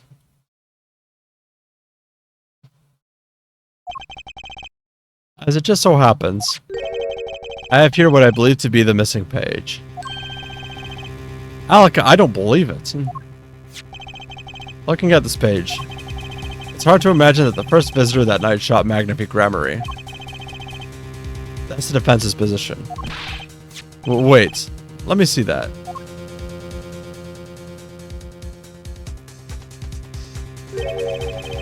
What in Sam Hill? Why, this is the continuation of the victim's diary.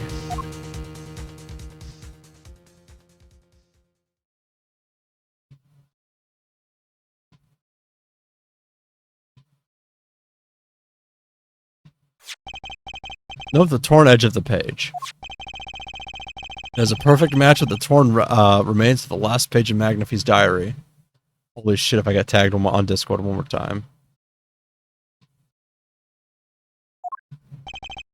Quite remarkable. Would you care to explain what all this means, Herr Attorney? The diary continued after his first visitor came. Which means that the victim was still alive after Zach Gramery left. Leaving no one to take his life but the second visitor. Valiant Gramery. No. No! Handwriting, too. Matches on that other pages. This is, without a doubt, the genuine article.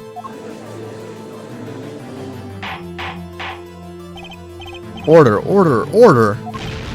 But wait, that's impossible! That old man couldn't have written that. Objection!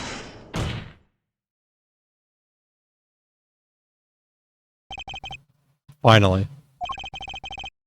You just couldn't resist, could you, Herr Wright? Resist what? Presenting solid evidence? Herr Judge? Yes, Prosecutor Gavin? My request we put the current cross-examination on hold. Prosecution would like to call a new witness. But, Prosecutor Gavin, this evidence overturns the current witnesses. I ask only to be put on hold. Please. My new witness is a very, very important piece of testimony to give. 5 minutes. No more. I promise, Your Honor. Well, if you put it that way. Mr. Wright, what's your take on this? Well, Your Honor, judging from his enthusiasm, we'll have to hear this new testimony sooner or later anyway. So it might as well be sooner. Then, though this is highly, highly irregular, we will put the current cross-examination on hold. The witness may step down. Now, Prosecutor Gavin, please bring the surprise witness to the courtroom. I had a bad feeling just then. That ripped-out page was too obvious. He must have known. I should have known it was a bad sign all around.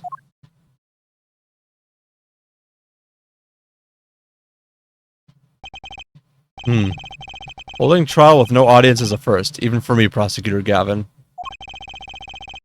I beg the court's understanding. We have to make a judiciary deal with the witness to secure his testimony. A judiciary deal? The details of his testimony may have some legal ramifications, shall we say. I thought it best to contain the information to this room. Very well. And you are the witness, I gather? Ah, yes. Yes, sir. State your name and occupation for the record. My name's Drew Misham. I'm a painter. A painter? And you are somehow related to this case? No, well, not per se. I have one simple question for this witness. Mr. Misham, was it? Do you know what this is? Oh, yeah. I know it well. How's that possible? Have you seen this diary page somewhere before? Oh yeah, I mean, I made it. You... what? You made it? Yes. You might call it one of my works. Prosecutor's office received a tip-off yesterday. Illegal evidence has been prepared for the trial of Zach Gremery. Illegal evidence? I initiated an investigation and found this witness. Painter to the world at large, Drew Misham has another side, you might say. He is skilled in making perfect reproductions of certain things. Forgeries, in other words. Forgeries? Well, so we are to understand that this page here is a fake, prepared by a certain defense attorney. Objection! Hold it. I didn't prepare this evidence. Objection! Ah, the attorney speaks. Something about this page, I presume. But what is he saying? It makes no sense.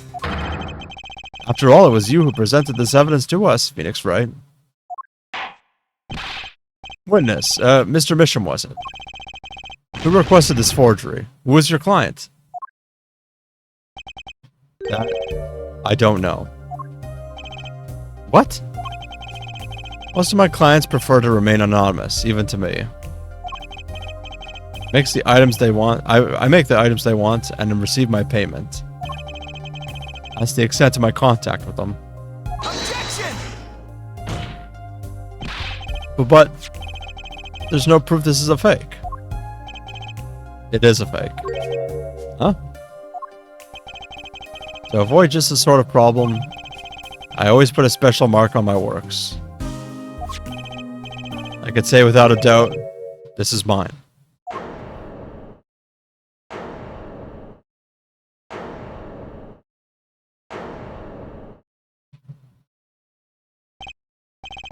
Mr. Wright, you have just presented illegal evidence to this court.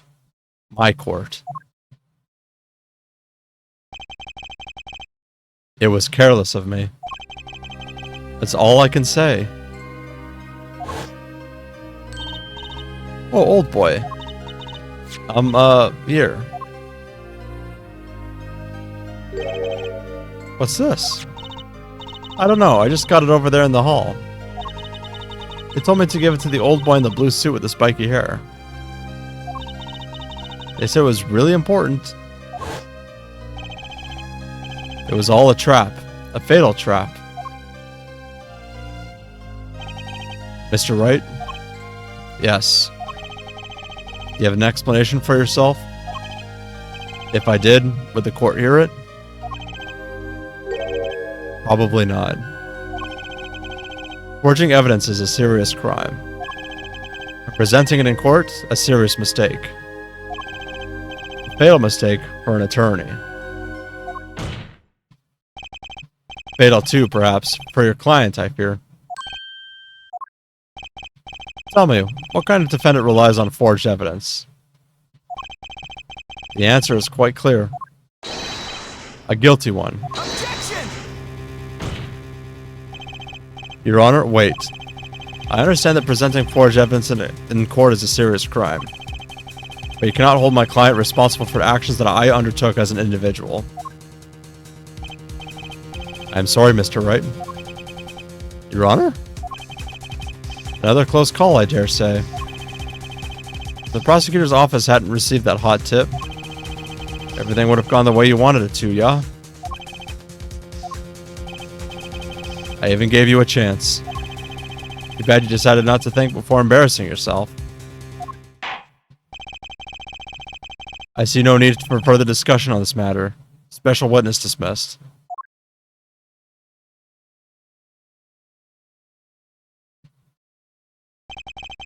Mr. Attorney? Yes? Could I ask your name? Phoenix Wright. Mr. Wright. I have seen and studied many people, but none like you. I'll remember you, Mr. Wright.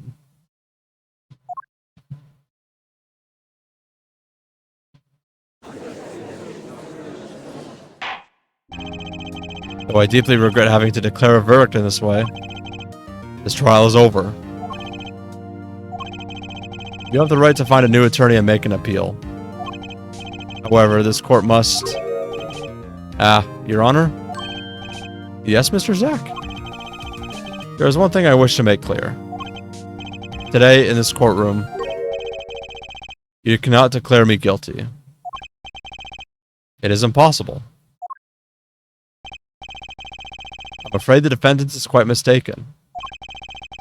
I most certainly have the authority to declare a verdict on you. Except, tell me, how do you plan on announcing your verdict when your defendant does not exist? Doesn't exist? What are you talking about? I'm talking about this.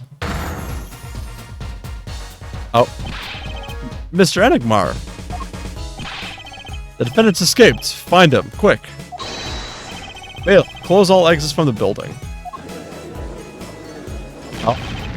On the double. He must not be allowed to escape. Well then. That day, in that courtroom, a miracle occurred. The defendant, Shady Enigmar, aka Zack Grummery, did not just escape from court. He literally, unbelievably, vanished. Right before the bailiff's eyes. No one ever saw him again. Not since that day. This is the Gramarye miracle.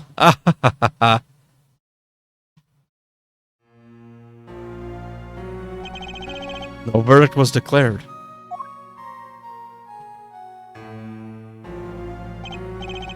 After all, the defendant didn't exist.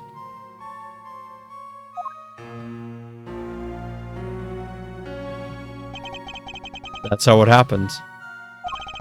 The trial of magician Zach Gramarye vanished, along with him for all eternity.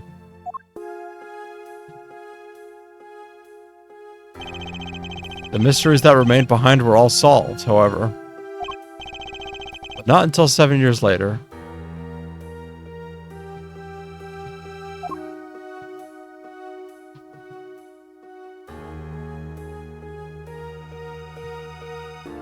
What a fucking surreal case.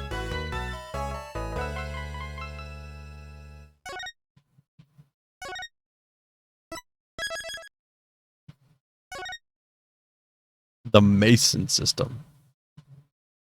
Okay. Let's figure out who to raid.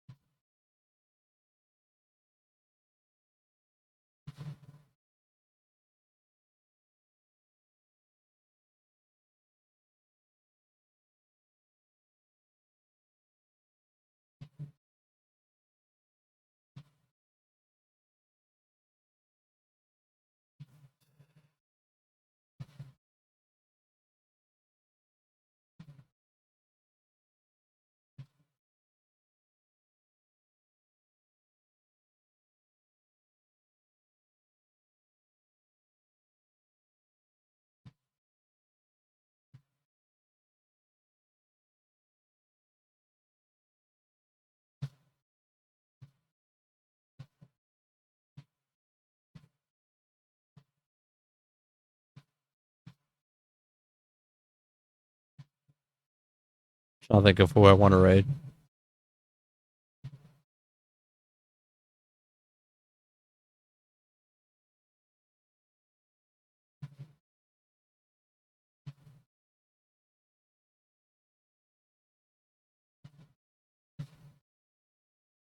You know what?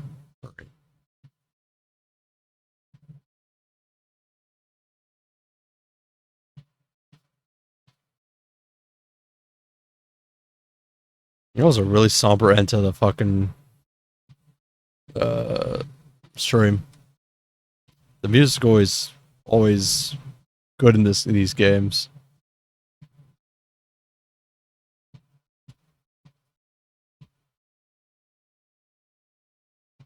Poof, and he's gone. That'll be the raid message. Anyhow, take care of yourselves, guys, and have a good night.